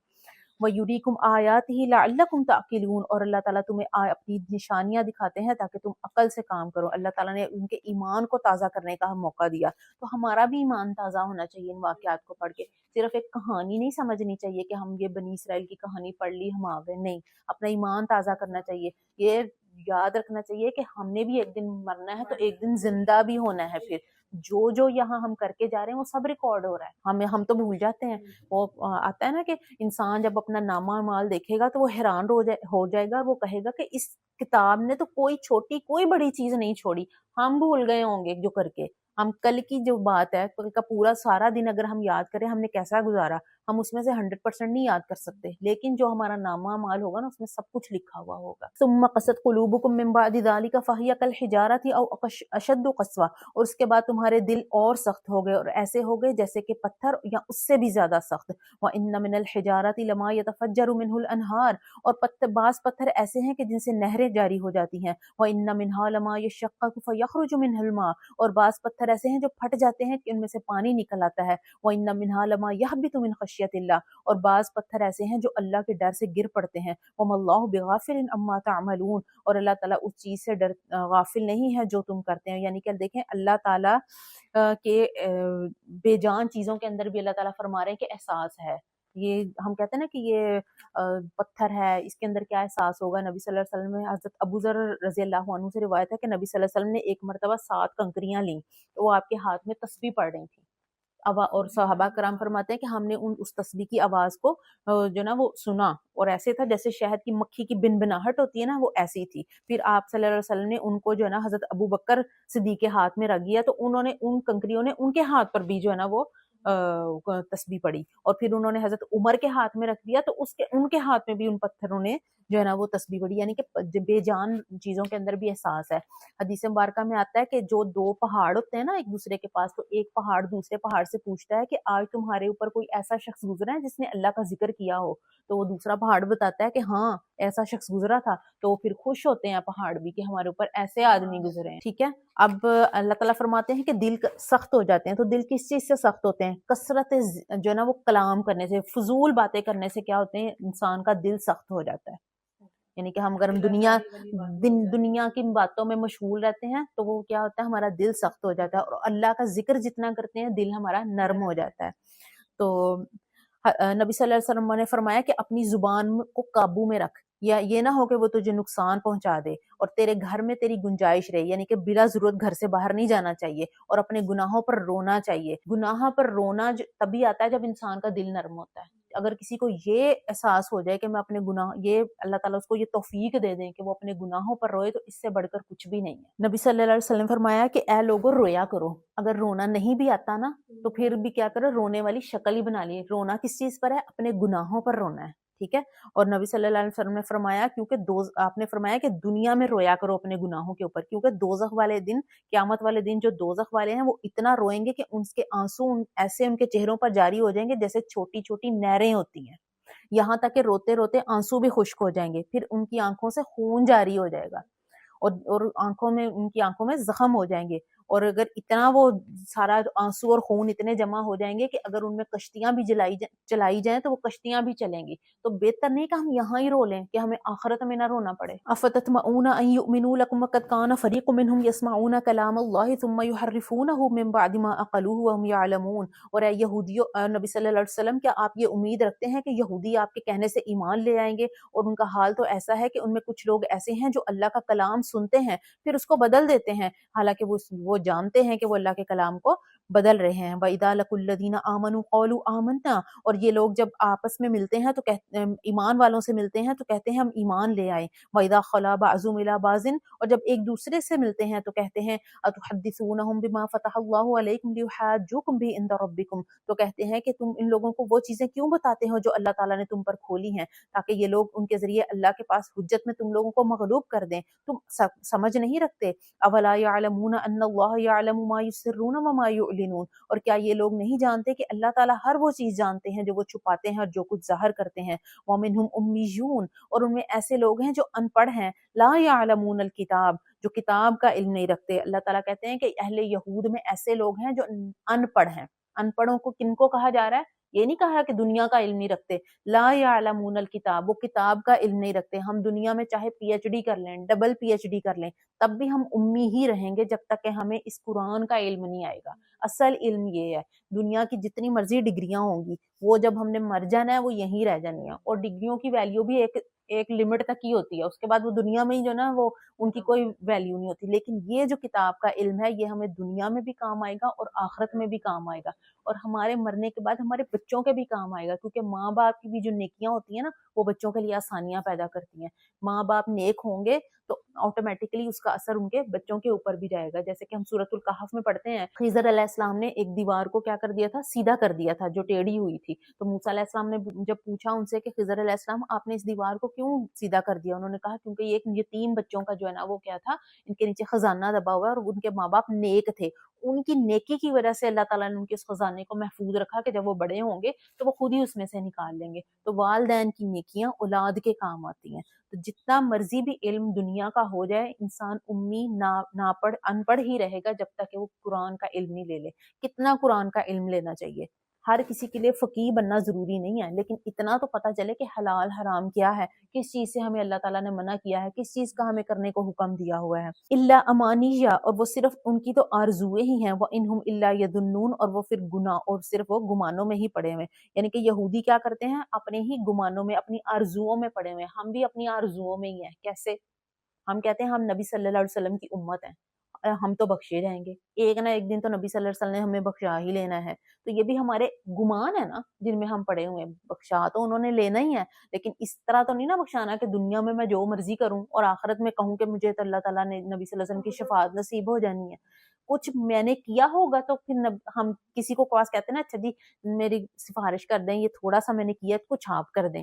کچھ میں نے کیا ہوگا تو وہ کسی کو جا کے کہوں گی نا. اگر میں بالکل ہی زیرو ہوں تو میں ان کو کیا کہوں گی؟ فویل للذین یکتبون الکتاب بایدیہم، بڑی خرابی ہے ان لوگوں کے لیے جو کتاب کو اپنے ہاتھوں سے لکھتے ہیں پھر کہتے ہیں ھذا من عند اللہ، کہ یہ اللہ ہی کی طرف سے ہے، لیشتروا بہ ثمنا قلیلا، تاکہ تھوڑی سی قیمت لے لیں. فویل لہم مما کتبت ایدیہم، تو ہلاکت ہے ان چیزوں اس کے لیے جو انہوں نے اپنے ہاتھوں سے لکھا. وویل لہم مما یکسبون، اور ہلاکت ہے اس کے لیے جو وہ کمائی کرتے ہیں. وقالوا لن تمسنا النار الا ایاما معدودا، اور یہودی کہتے ہیں کہ ہمیں آگ نہیں چھوئے گی مگر گنتی کے چند دن. یہودی کیا کہتے تھے کہ ہمیں صرف 40، اگر ہمیں عذاب ہوا بھی نا، اول تو ہمیں ہونا نہیں ہے کیونکہ ہم اللہ کی فیورٹ قوم ہے، اگر ہوا بھی تو 40 دن سے زیادہ نہیں ہوگا، کیونکہ ہم نے جو گائے کی پوجا کی تھی کتنے دن کی تھی؟ 40 دن کی تھی. تو بس ان 40 دنوں کی وجہ سے ہمیں آخرت میں عذاب بھی 40 دن کا ہی ہوگا. تو نبی صلی اللہ علیہ وسلم، اللہ آپ ان کو فرما دیجئے قل اتخذتم عند اللہ عہدا، کہ اللہ نے تم سے کوئی وعدہ کیا ہوا ہے کہ اللہ اپنے وعدے کی خلافی نہیں کرے گا. ام تقولون علی اللہ ما لا تعلمون، اور تم اللہ کے ذمے ایسی بات لگا رہے ہو جس کا تمہیں کچھ علم نہیں ہے. بلا من کسب سیئۃ واحاطت بہ خطیئتہ فاولئک اصحاب النار، جس نے گناہ کیا اور اس کے گناہوں نے اس کو گھیر لیا تو ایسے لوگ جہنمی ہیں. ہم فیہا خالدون، جس میں وہ ہمیشہ رہیں گے. گناہ کیسے گھیر لیتے ہیں انسان کو؟ انسان اتنے گناہ کرتا ہے کہ وہ گناہ اس کا لائف سٹائل بن جاتا ہے. اس کو سمجھتا ہی نہیں ہے کہ یہ گناہ ہے. یعنی کہ گناہ کر لینا اور اس سے توبہ نہ کرنا، اس کے اوپر جمے رہنا، وہ ہوتا ہے گناہوں کو گھیر لینا. وہ گناہ انسان کو گھیر لیتے ہیں یہاں تک کہ اس کا ایمان ہی اس کے دل سے نکل جاتا ہے. تو پھر ایسے لوگ کیا ہیں؟ جہنمی ہیں. اور بعض میں آتا ہے کہ یہ خطیہ سے مراد گناہ کبیرہ ہے، کہ جب انسان گناہ کبیرہ کرتا ہے، توبہ نہیں کرتا، تو پھر وہ جہنمیوں میں شامل ہو جاتا ہے. والذین آمنوا وعملوا الصالحات، اور وہ لوگ جو ایمان لائے، نیک عمل کیے، وہی جنتی ہیں جس میں وہ ہمیشہ رہیں گے. وَإِذْ أَخَذْنَا مِيثَاقَ بَنِي إِسْرَائِيلَ لَا تَعْبُدُونَ إِلَّا اللَّهَ، اور جب ہم نے بنی اسرائیل سے پختہ عہد لیا کہ تم صرف اللہ کی عبادت کرو گے. یہ جتنے بھی آگے اب اس آیت میں احکامات آ رہے ہیں، یہ وہ والے احکامات ہیں جو کسی بھی شریعت میں منسوخ نہیں ہوئے، چاہے وہ موسیٰ علیہ السلام کی تھی، چاہے عیسیٰ علیہ السلام کی، چاہے نبی صلی اللہ، ہماری بھی جو شریعت ہے، یہ ہر شریعت میں یہ حکم موجود تھے، کسی میں بھی یہ منسوخ نہیں ہوئے ہیں. کیا اللہ تعالیٰ نے کہا لا تعبدون الا اللہ، یہ تو ہمیں بھی کہا ہے، ٹھیک ہے نا، کہ اللہ کے سوا کسی کی عبادت نہ کرنا. وبالوالدین احسانا، اور والدین کے ساتھ احسان کرنا. جگہ جگہ جہاں پر اللہ تعالیٰ اپنا ذکر کرتے ہیں نا، اس کے فوراً بعد کس کا ذکر آتا ہے؟ والدین کا ذکر آتا ہے، کیونکہ اللہ نے تو ہمیں پیدا کیا اور دنیا میں لانے کا سبب کون ہے؟ وہ ہمارے والدین ہیں. ہمارے لیے ساری زندگی سب سے زیادہ کون کرتا ہے؟ ہمارے والدین کرتے ہیں. والدین کے علاوہ کوئی ایسا نہیں ہے جو ہمارے لیے ویسے سٹینڈ لے یا ویسے ہمارے لیے فیل کرے. تو اللہ تعالیٰ نے کہا ایک سب سے پہلے میری عبادت کرنی ہے، اس کے بعد اپنے والدین کے ساتھ احسان کرنا ہے. احسان کیا ہوتا ہے؟ احسان یہ نہیں ہوتا کہ جس نے میرے ساتھ اچھا کیا میں اس کے ساتھ اچھا کروں، بلکہ برابر نہیں ہوتی ہے. اس میں کہتا آپ نے زیادہ کرنا ہے، چاہے وہ آپ کے ساتھ اچھا کرے نہ کرے، آپ نے اس کے ساتھ اچھا کرنا ہی کرنا ہے. اور والدین کے ساتھ احسان کیا کرنا ہے؟ سب سے پہلے تو ان کو ایذا نہیں دینی، تکلیف نہیں دینی، ٹھیک ہے. پھر اگر وہ مالی طور پر جو ہے وہ کمزور ہے یا مالی پریشانی ہے تو ان کو آپ نے مالی طور پر بھی مدد کرنی ہے. پھر وہ مدد نہیں ہے، وہ ان کا حق ہے، ٹھیک ہے. والدین کو اپنے مالی طور پر بھی دینا ہے. اس کے بعد اگر وہ جسمانی طور پر تھوڑے کمزور ہو گئے ہیں تو پھر آپ نے کیا کرنا ہے؟ ان کی مدد کرنی ہے، ان کو جسمانی طور پر بھی آپ نے ہیلپ آؤٹ کرنا ہے، ٹھیک ہے. اور پھر اگر وہ مالی طور پر وہ ٹھیک بھی ہیں تب بھی آپ نے اپنے مال میں سے تھوڑا سا حصہ سب سے پہلے ان کے لیے ہی نکالنا ہے. آپ ان کو دو گے نا، چاہے تھوڑا سا ہی کیوں نہ دو، آپ کے مال میں ایسی برکت آئے گی کہ آپ کے وہم و گمان بھی نہیں. والدین جوڑتے ہیں اور پھر بچوں کو ہی دے دیتے ہیں، انہوں نے کہاں خرچ کرنا ہوتا ہے. اور پھر احسان اور کس کے ساتھ کرنا ہے؟ ذی القربہ، اپنے رشتہ داروں کے ساتھ، یتیموں کے ساتھ، مسکینوں کے ساتھ. یہ تو ہو گیا کہ جن کو آپ نے، اللہ تعالیٰ نے کہا احسان کرنا ہے اور مالی طور پر بھی کچھ دینا ہے. پھر کہا وَقُولُوا لِلنَّاسِ حُسْنًا، ان کے علاوہ جتنے لوگ ہیں ان کے ساتھ بھی کیا کرنا ہے؟ اچھا بولنا ہے. یعنی کہا کہ سب کو پیسے دینے ہیں، پیسے ہم سب کو نہیں دے سکتے، تو اللہ نے کہا باقی لوگوں کے ساتھ اگر تم مالی مدد نہیں کر سکتے تو اچھا بول ہی بولو ان کے ساتھ. یہ بھی بہت بڑی نیکی ہے. کسی کو مسکرا کر دیکھنا بھی کیا ہے؟ صدقہ ہے. صحابہ کرام کہتے تھے نا کہ نبی صلی اللہ علیہ وسلم ہمارے پاس تو ہے ہی کچھ نہیں، ہم کیسے صدقہ کریں؟ تو آپ نے فرمایا کسی چاہے ایک کھجور کا ٹکڑا ہی کیوں نہ دو، اگر وہ بھی نہیں ہے تو کسی کو مسکرا کر دیکھو، مسکرا کر دیکھو، یہ بھی صدقے کا ثواب ملے گا. وَأَقِیمُوا الصَّلَاةَ وَآتُوا الزَّکَاةَ، نماز قائم کرو، زکوٰۃ دو، ثُمَّ تَوَلَّیْتُمْ إِلَّا قَلِیلًا مِنْکُمْ وَأَنْتُمْ مُعْرِضُونَ، اور لیکن اس کے بعد تم نے روگردانی کی مگر تھوڑے سے لوگ اور تم اعراض کرنے والے ہو۔ وَإِذْ أَخَذْنَا مِيثَاقَكُمْ لَا تَسْفِكُونَ دِمَاءَكُمْ وَلَا تُخْرِجُونَ أَنفُسَكُمْ مِنْ دِيَارِكُمْ، اور جب ہم نے تم سے عہد لیا کہ تم ایک دوسرے کو قتل نہیں کرو گے اور ایک دوسرے کو گھروں سے نہیں نکالو گے، تم نے اقرار کر لیا اور تم نے گواہی بھی دی۔ ثُمَّ أَنْتُمْ هَؤُلَاءِ تَقْتُلُونَ أَنفُسَكُمْ وَتُخْرِجُونَ فَرِيقًا مِنْكُمْ مِنْ دِيَارِهِمْ، پھر تم ایسے ہو کہ تم نے قتل کرتے ہو اپنی جانوں کو اور ایک دوسرے کو ان کے گھروں سے نکال دیتے ہو۔ تظاہرون علیہم بالإثم والعدوان، اور ایک دوسرے کے خلاف مدد کرتے ہو گناہ اور زیادتی کے ساتھ۔ وَإِنْ يَأْتُوكُمْ أُسَارَىٰ تُفَادُوهُمْ وَهُوَ مُحَرَّمٌ عَلَيْكُمْ إِخْرَاجُهُمْ، اور اگر تمہارے پاس قیدی آ جاتے ہیں تو تم فدیہ دے کر ان کو چھڑواتے بھی ہو، حالانکہ ان کو گھروں سے نکال دینا ہی تم پر حرام تھا۔ أَفَتُؤْمِنُونَ بِبَعْضِ الْكِتَابِ وَتَكْفُرُونَ بِبَعْضٍ، اور تم کتاب اللہ کے ایک حصے پر ایمان لاتے ہو اور دوسرے کا انکار کر دیتے ہو۔ فَمَا جَزَاءُ مَن يَفْعَلُ ذَلِكَ إِلَّا خِزْيٌ فِي الْحَيَاةِ الدُّنْيَا، اور تم میں سے جو کوئی ایسا کرے گا تو اس کے لیے دنیاوی زندگی میں وہ رسوا ہی ہوگا، اور قیامت کے دن وہ سخت ترین عذاب میں پہنچا دیے جائیں گے۔ وَمَا اللَّهُ بِغَافِلٍ عَمَّا تَعْمَلُونَ، اور جو تم کرتے ہو اللہ اس سے غافل نہیں ہے۔ أُولَٰئِكَ الَّذِينَ اشْتَرَوُا الْحَيَاةَ الدُّنْيَا بِالْآخِرَةِ، اور یہ وہ لوگ ہیں جنہوں نے دنیا کی زندگی کو آخرت کے بدلے میں بیچ دیا۔ فَلَا يُخَفَّفُ عَنْهُمُ الْعَذَابُ وَلَا هُمْ يُنصَرُونَ، ان سے عذاب ہلکا نہیں کیا جائے گا اور نہ ان کی مدد کی جائے گی۔ اللہ تعالیٰ ان کو کہہ رہے ہیں کہ میں نے تمہیں کہا تھا کہ ایک دوسرے کو قتل نہیں کرنا اور ایک دوسرے کو گھروں سے نہیں نکالنا، لیکن تم کتاب اللہ کے کچھ حصے پہ عمل کر لیتے ہو، کچھ حصے کے اوپر نہیں کرتے۔ یہ کون کرتے تھے؟ بنی اسرائیل کرتے تھے۔ ہم کرتے ہیں؟ بتائیں، ہم کیا کتاب اللہ کے ایک حصے پر عمل کرتے ہیں اور کچھ کو چھوڑتے ہیں؟ کرتے ہیں نا۔ پسند آتا ہے وہ کہہ دیتے جو ہیں یہ ہمیں صحیح ہے۔ جو ہمیں ایزی لگتا ہے نا کام، جو حکم آسان لگتا ہے وہ ہم کرتے ہیں، جو ہمیں مشکل لگتا ہے وہ ہم نہیں کرتے۔ جیسے ہم کہتے ہیں کسی مسلمان کو کہے نا کہ تم خنزیر کا گوشت کھا لو، تو وہ کھائے گا؟ نہیں کھائے گا، کبھی بھی نہیں کھائے گا، ٹھیک ہے، کیونکہ وہ حرام ہے۔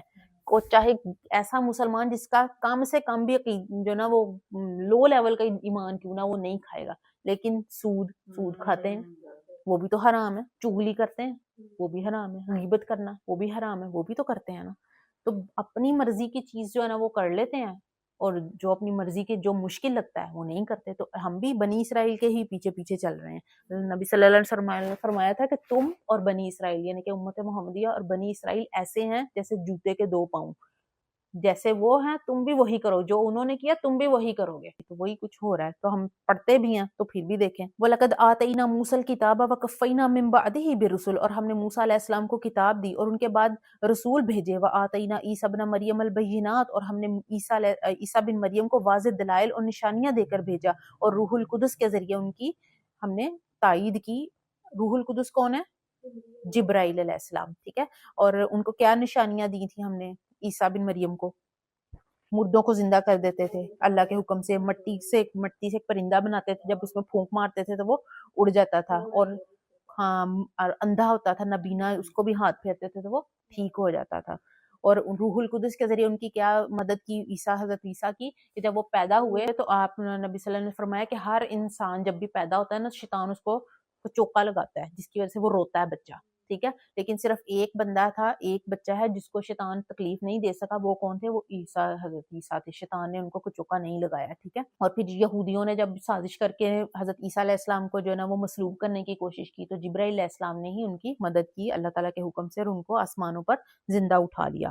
افکلما جاءکم رسول بما لا تہوی انفسکم استکبرتم، اور اے یہودیو جب بھی تمہارے پاس کوئی رسول آتا کہ اور ایسے احکامات لاتا جو تمہیں پسند نہ تھے تو تم تکبر کرتے تھے۔ ففریقا کذبتم، تو رسولوں کی ایک جماعت کو تم نے جھٹلا دیا اور رسولوں کی ایک جماعت کو تم نے قتل ہی کر دیا۔ کن کو قتل کیا؟ حضرت زکریا کو قتل کیا، حضرت یحییٰ کو قتل کیا۔ وقالوا قلوبنا غلف، اور یہودی کہتے ہیں کہ ہمارے دلوں پر غلاف ہیں، ہمیں اس لیے سمجھ نہیں آتی، ہم اس لیے بات نہیں مانتے۔ اللہ تعالیٰ کہتے ہیں کہ نہیں، لعنہم اللہ بکفرہم، بلکہ اللہ نے ان کے اوپر جو ہے ان کے کفر کی وجہ سے لعنت کر دی۔ فقلیلا ما یؤمنون، اس لیے وہ بہت کم ایمان لاتے ہیں۔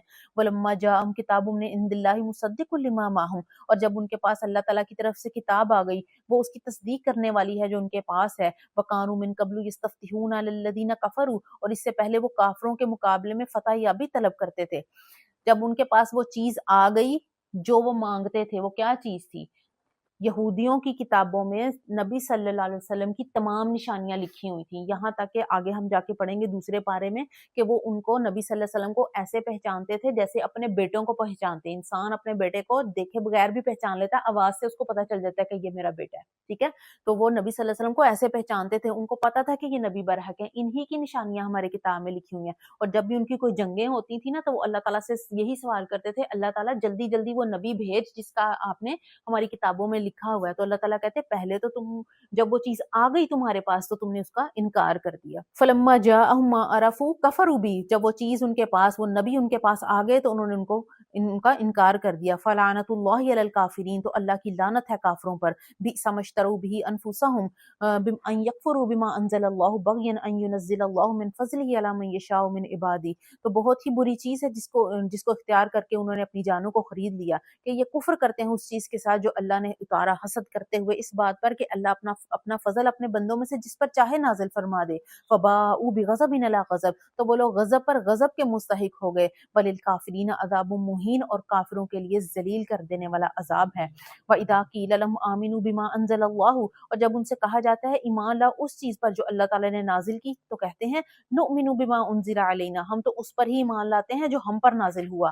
وَيَكْفُرُونَ بِمَا وَرَاءَهُ، اور اس کے علاوہ جو بھی کتاب ہے ہم اس کا انکار ہی کرتے ہیں۔ وَهُوَ الْحَقُّ مُصَدِّقًا لِمَا مَعَهُمْ، اور حالانکہ وہ قرآن تو قرات اور انجیل کی بھی تصدیق کرنے والی ہے۔ قل فلما تقتلون انبیاء اللہ من قبل ان کنتم مؤمنین، تو آپ فرما دیجئے کہ تم اللہ کے نبیوں کو اس سے پہلے کیوں قتل کرتے تھے اگر تم مؤمن تھے۔ وَلَقَدْ جَاءَكُم مُوسَىٰ بِالْبَيِّنَاتِ، اور بے شک موسیٰ علیہ السلام بھی تمہارے پاس کھلی نشانیاں لے کر آئے۔ ثُمَّ اتَّخَذْتُمُ الْعِجْلَ مِن بَعْدِهِ وَأَنْتُمْ ظَالِمُونَ، اور تم نے ان بچڑے کو معبود بنا لیا اور کیونکہ تم ظالم تھے۔ وَإِذْ أَخَذْنَا مِيثَاقَكُمْ وَرَفَعْنَا فَوْقَكُمُ الطُّورَ، اور جب ہم نے تم سے پختہ عہد لیا کہ تم تورات پر عمل کرو گے، اور جب تم نے انکار کر دیا تو ہم نے تمہارے اوپر کوہ طور کو اٹھا دیا۔ خُذُوا مَا آتَيْنَاكُمْ بِقُوَّةٍ، اور ہمیں یہ کہنا پڑا کہ قوت کے ساتھ پکڑ لو جو ہم نے تمہیں ایک تورات دی ہے۔ وَاسْمَعُوا، اور سن لو، تو انہوں نے کہا سمعنا وعصینا، ہم نے سن لیا لیکن ہم مانیں گے نہیں۔ وَأُشْرِبُوا فِي قُلُوبِهِمُ الْعِجْلَ بِكُفْرِهِمْ، تو اللہ تعالیٰ نے ان کے کفر کی وجہ سے بچڑے کی محبت ان کے دلوں میں ڈال دی۔ جب ہم اللہ کا حکم نہیں مانتے تو اللہ تعالیٰ فتنے بھی دل میں ڈال دیتے ہیں۔ قُلْ بِئْسَ مَا يَأْمُرُكُمْ بِهِ إِيمَانُكُمْ إِن كُنتُم مُؤْمِنِينَ، اور کہہ دیجئے کہ یہ بہت ہی بری بات ہے جس کا اللہ تمہیں حکم دیتا ہے اگر تم ایمان والے ہو۔ قُلْ إِن كَانَتْ لَكُمُ الدَّارُ الْآخِرَةُ عِندَ اللَّهِ خَالِصَةً مِّن دُونِ النَّاسِ فَتَمَنَّوُا الْمَوْتَ إِن كُنتُمْ صَادِقِينَ، نبی صلی اللہ علیہ وسلم آپ ان یہودیوں سے کہیے کہ اگر آخرت والا گھر اللہ کے نزدیک انہی کے لیے ہے اور دوسروں کے لیے نہیں ہے تو موت کی تمنا کرو اگر تم سچے ہو۔ وَلَن يَتَمَنَّوْنَهُ أَبَدًا بِمَا قَدَّمَتْ أَيْدِيهِمْ، اور جو اپنے انہوں نے کام کیے ہیں اس کی وجہ سے وہ کبھی بھی موت کی تمنا نہیں کریں گے۔ وَاللَّهُ عَلِيمٌ بِالظَّالِمِينَ، اور اللہ تعالیٰ تو ظالموں کو خوب جانتا ہے۔ اللہ تعالیٰ نے کہا کہ یہ یہودی کہتے ہیں نا نبی صلی اللہ علیہ وسلم کے آخرت کا گھر تو ہمارے لیے ہی ہے، ہم نے ہی جنت میں جانا اور کسی نے نہیں جانا، تو ان سے کہو کہ پھر موت کی تمنا کیوں نہیں کرتے، کیونکہ جنت تو مر کے ہی ملنی ہے نا۔ تو اللہ تعالیٰ کہتے ہیں یہ کبھی بھی موت کی تمنا نہیں کریں گے کیونکہ ان کو پتہ ہے کہ انہوں نے اصلی نبی کو، نبی صلی اللہ علیہ وسلم کو جھٹلایا ہوا ہے۔ تو اللہ تعالیٰ کہتے ہیں کہ یہ وَلَتَجِدَنَّهُمْ أَحْرَصَ النَّاسِ عَلَىٰ حَيَاةٍ، موت کا زندگی کا سب سے زیادہ حریص بھی تم ان کو ہی پاؤ گے کیونکہ ان کو پتا ہے کہ ہم نے اللہ تعالیٰ کی نافرمانی کی ہوئی ہے، مرنے کے بعد ہمارے لیے عذاب ہی ہے، اس لیے کہتے ہیں کہ جتنی زندگی ہے ہم زیادہ زندگی گزار لیں۔ وَمِنَ الَّذِينَ أَشْرَكُوا، اور شرک کرنے والوں سے بھی زیادہ حریص ہیں یہ۔ يَوَدُّ أَحَدُهُمْ لَوْ يُعَمَّرُ أَلْفَ سَنَةٍ، ان میں سے ہر یہودی یہ چاہتا ہے کہ اس کو 1000 سال عمر دے دی جائے۔ وَمَا هُوَ بِمُزَحْزِحِهِ مِنَ الْعَذَابِ أَن يُعَمَّرَ، اور اگر ان کو 1000 سال عمر مل بھی جائے تب بھی وہ عذاب سے نہیں بچ سکتے۔ 1000 سال بھی تو کبھی ختم ہونے ہی ہے نا، اللہ کے پاس تو پیش ہونا ہی ہونا ہے۔ وَاللَّهُ بَصِيرٌ بِمَا يَعْمَلُونَ، اور اللہ تعالیٰ دیکھ رہے ہیں جو وہ کرتے ہیں۔ قُلْ مَنْ كَانَ عَدُوًّا لِجِبْرِيلَ فَإِنَّهُ نَزَّلَهُ عَلَىٰ قَلْبِكَ بِإِذْنِ اللَّهِ مُصَدِّقًا لِمَا بَيْنَ يَدَيْهِ وَهُدًى وَبُشْرَىٰ لِلْمُؤْمِنِينَ، اب فرما دیجئے کہ جو شخص جبرائیل کا دشمن ہو اسی نے ہی اتارا ہے، جبرائیل علیہ السلام نے ہی اللہ کے حکم سے تمہارے دل پر قرآن نازل کیا ہے جو کہ تصدیق کرنے والا ہے پہلی کتابوں کی، ہدایت ہے اور بشارت ہے ایمان والوں کے لیے۔ اب یہودی کیا کہتے تھے، وہ کہتے تھے کہ یہودیوں نے نبی صلی اللہ علیہ وسلم سے پوچھا کہ آپ کے اوپر یہ جو فرشتہ ہے کون سا فرشتہ ہے جو وحی لے کر آتا ہے، تو نبی صلی اللہ علیہ وسلم نے فرمایا کہ جبرائیل علیہ السلام لے کر آتے ہیں۔ تو یہودیوں نے کہا کہ نہیں، اگر تو جبرائیل لے کر آتے ہیں نا پھر نہیں ہم مانیں گے، کیونکہ جبرائیل تو ہمارے اوپر عذاب لے کر آتے ہیں، اگر میکائیل لے کر آتے ہیں نا تو پھر ہم مانتے۔ تو اللہ تعالیٰ نے کہا کہ جو شخص جبرائیل کا دشمن ہے تو وہ اللہ کا ہی دشمن ہے، کیونکہ جبرائیل علیہ السلام تو قرآن لے کر آتے ہیں آپ کے دل کے اوپر. من کان عدو للہ، اور جو شخص دشمن ہو اللہ کا، و ملائکتہ، اس کے فرشتوں کا، اس کے رسولوں کا، جبرائیل کا، میکائیل کا، تو پھر اللہ تعالیٰ ہی کافروں کا دشمن ہے. وَلَقَدْ أَنزَلْنَا إِلَيْكَ آيَاتٍ بَيِّنَاتٍ، اور بے شک ہم نے آپ کی طرف واضح دلیلیں نازل کی ہیں. وَمَا يَكْفُرُ بِهَا إِلَّا الْفَاسِقُونَ، اور اس کا انکار وہی لوگ کرتے ہیں جو نافرمان ہیں. أَوَكُلَّمَا عَاهَدُوا عَهْدًا نَبَذَهُ فَرِيقٌ مِّنْهُمْ، اور جب بھی کوئی عہد کرنے والا کوئی عہد کرتا ہے تو ان میں سے ایک فریق اس عہد کو جھٹلا دیتا ہے. بل اکثرهم لا يؤمنون، بلکہ ان میں سے اکثر لوگ ایمان نہیں لائیں گے. وَلَمَّا جَاءَهُمْ رَسُولٌ مِّنْ عِندِ اللَّهِ مُصَدِّقٌ لِّمَا مَعَهُمْ، اور جب بھی ان کے پاس اللہ تعالیٰ کی طرف سے کوئی رسول آیا جو تصدیق کرنے والا ہے اس کتاب کی جو ان کے پاس ہے، نَبَذَ فَرِيقٌ مِّنَ الَّذِينَ أُوتُوا الْكِتَابَ كِتَابَ اللَّهِ وَرَاءَ ظُهُورِهِمْ كَأَنَّهُمْ لَا يَعْلَمُونَ، تو ان میں سے ایک جماعت نے اللہ کی کتاب کو پس پشت ڈال دیا، گویا کہ وہ جانتے ہی نہیں. یعنی کہ اللہ تعالیٰ کہتے ہیں کہ جب بھی کوئی رسول آتے ہیں اپنی کتابوں کو لے کر آتے ہیں تو ایک ہی گروہ ہوتا ہے جو کہ اللہ کی کتاب کو پس پشت ڈال دیتا ہے. ہم بھی بعض اوقات اللہ تعالیٰ کی کتاب کو پس پشت ڈالتے ہیں. کیسے ڈالتے ہیں؟ ہم نے قرآن پاک کو غلافوں میں لپیٹ کر رکھا ہوا ہے اپنے قرآن گھروں میں. کتنے قرآن ہیں؟ بہت سارے ہیں ہمارے گھروں میں. کیا ہم پڑھتے ہیں؟ ویسے نہیں پڑھتے، غلافوں میں لپیٹ کے رکھا رہنے دیتے ہیں. تو ہم نے بھی، اور دوسری چیز کیا، اور اس کو ہم نے سمجھا ہوا ہے کہ یہ بس اصال ثواب کی ایک کتاب ہے کہ جب کوئی فوت ہوگا یا کوئی پریشانی ہوگی بس ہم نے اس کو پڑھنا ہے. یہ تو ایک کہہ لیں ضابطہ حیات ہے. اللہ تعالیٰ نے کہا نا کہ اس کو پڑھو، زندگی کیسے گزارنی ہے تمہیں پتہ چل جائے گا. ہم تو نہیں ایسے کرتے. تو یہ کتاب اللہ کو پس پشت ڈالنے کے ہی مترادف ہے کہ جب ہم اس کے احکامات کے اوپر عمل نہیں کرتے. قرآن کو ہم نے سب سے پہلے کیا کرنا ہے؟ قرآن کو پڑھنا ہے سب سے پہلے تو، اور درست طریقے سے پڑھنا ہے. پھر اس کو سمجھنا ہے، پھر اس کے اوپر عمل کرنا ہے، اور قرآن کو ترجیح دینی ہے دوسری کاموں کے اوپر. ہم کہتے ہیں کہ جب ہم سارے کام کر لیں گے پھر وقت بچ گیا تو پھر ہم قرآن بھی پڑھ لیں گے. تو ہم قرآن کو کیا کرتے ہیں؟ اللہ کی کتاب کو پس پشت ڈال دیتے ہیں. ہم اپنے دنیا کے کاموں کو پرائیورٹی پہ رکھتے ہیں، حالانکہ پرائیورٹی کیا ہونی چاہیے؟ قرآن. اللہ حدیث مبارکہ میں آتا ہے کہ جس شخص کو قرآن پڑھنے نے دعا مانگنے سے روک دیا، یعنی کہ وہ اتنا قرآن پڑھتا ہے کہ وہ دعا مانگنے کا بھی اس کے پاس ٹائم نہیں ہے، تو اللہ تعالیٰ فرماتے ہیں کہ میں اس کو مانگنے والوں سے بھی زیادہ عطا کروں گا. یہ ایک تو شخص ہے جو دعائیں مانگ رہا ہے، دوسرا ہے کہ اس کے پاس ٹائم ہی نہیں ہے کہ وہ جو ہے نا وہ دعا مانگے، وہ قرآن ہی پڑھتا رہتا ہے. تو اللہ تعالیٰ کہتے ہیں کہ میں مانگنے والے سے زیادہ اس کو دیتا ہوں. تو قرآن کی تو اتنی فضیلت ہے، اتنی برکت والی چیز ہمارے پاس ہے جس کو ہم سمجھتے ہی نہیں ہیں کہ کتنی برکت والی چیز ہے. وَاتَّبَعُوا مَا تَتْلُو الشَّيَاطِينُ عَلَىٰ مُلْكِ سُلَيْمَانَ، لیکن انہوں نے کتابوں کو چھوڑ دیا اور اس چیز کی پیروی کی جسے سلیمان علیہ السلام کے دور میں شیاطین پڑھتے تھے. اب اس کے جو آیات اس لیے نازل ہوئی کہ ایک مرتبہ نبی صلی اللہ علیہ وسلم نے سلیمان علیہ السلام کا ذکر کیا تو کہ وہ اللہ تعالیٰ کے پیغمبروں میں سے تھے. تو یہودیوں نے کہا کہ نہیں، سلیمان علیہ السلام پیغمبر نہیں تھے بلکہ وہ کیا تھے؟ جادوگر تھے. تو پھر اللہ تعالیٰ نے یہ آیت نازل کی وما کفر سلیمان نے کفر نہیں کیا، یعنی کہ وہ جادوگر نہیں تھے. ولیکن الشیاطین کفروا، لیکن یہ کہ شیاطین نے کفر کیا. یعلمون الناس السحر، جو کہ لوگوں کو جادو سکھاتے تھے. حضرت سلیمان علیہ السلام کے زمانے میں جادوؤں کا، جنوں کا کیا تھا؟ کیونکہ ان کی حکومت جنوں کے اوپر بھی تھی، جادو کا بہت زیادہ زور تھا.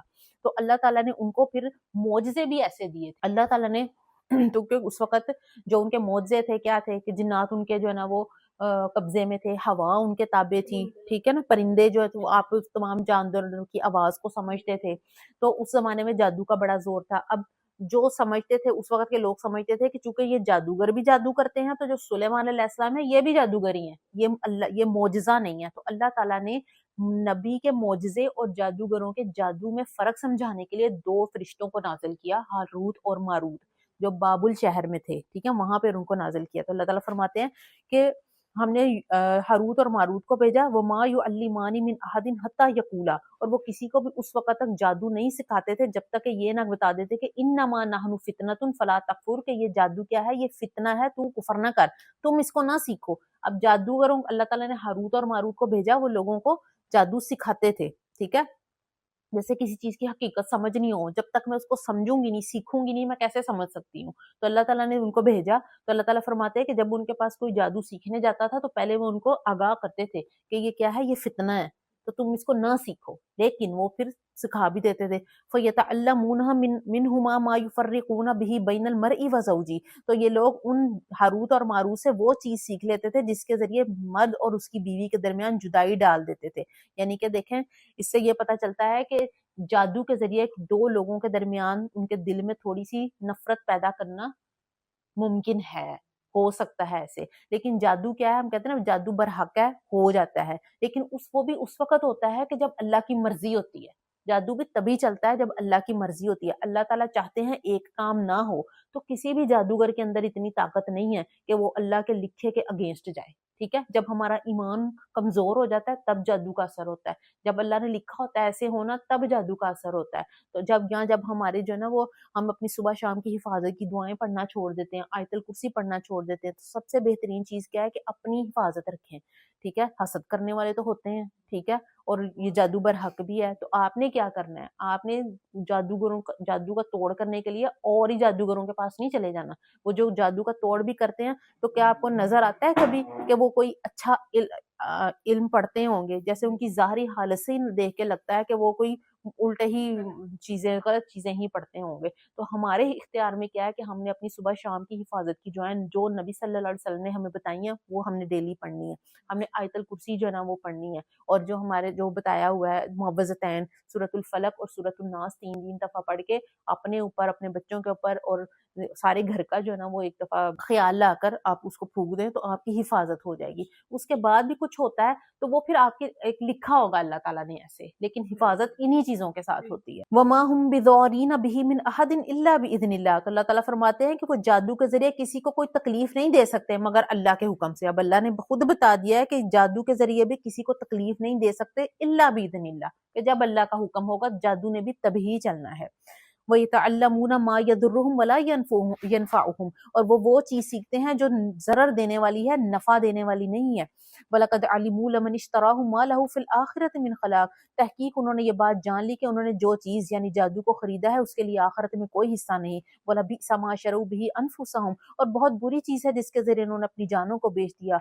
لَوْ كَانُوا يَعْلَمُونَ. کاش کہ وہ جانتے. وَلَوْ أَنَّهُمْ آمَنُوا وَاتَّقُوا لَمَثُوبَةٌ مِنْ عِنْدِ اللَّهِ خَيْرٌ. لیکن اگر کاش کہ وہ ایمان لاتے، تقوی اختیار کرتے تو اللہ کی طرف سے اس کا بہتر ثواب پاتے. لَوْ كَانُوا يَعْلَمُونَ. کاش کہ وہ جانتے. اصل میں جادو جو ہوتا ہے نا، ہر چیز جو ہوتی ہے وہ کسی سبب کی وجہ سے ہوتی ہے.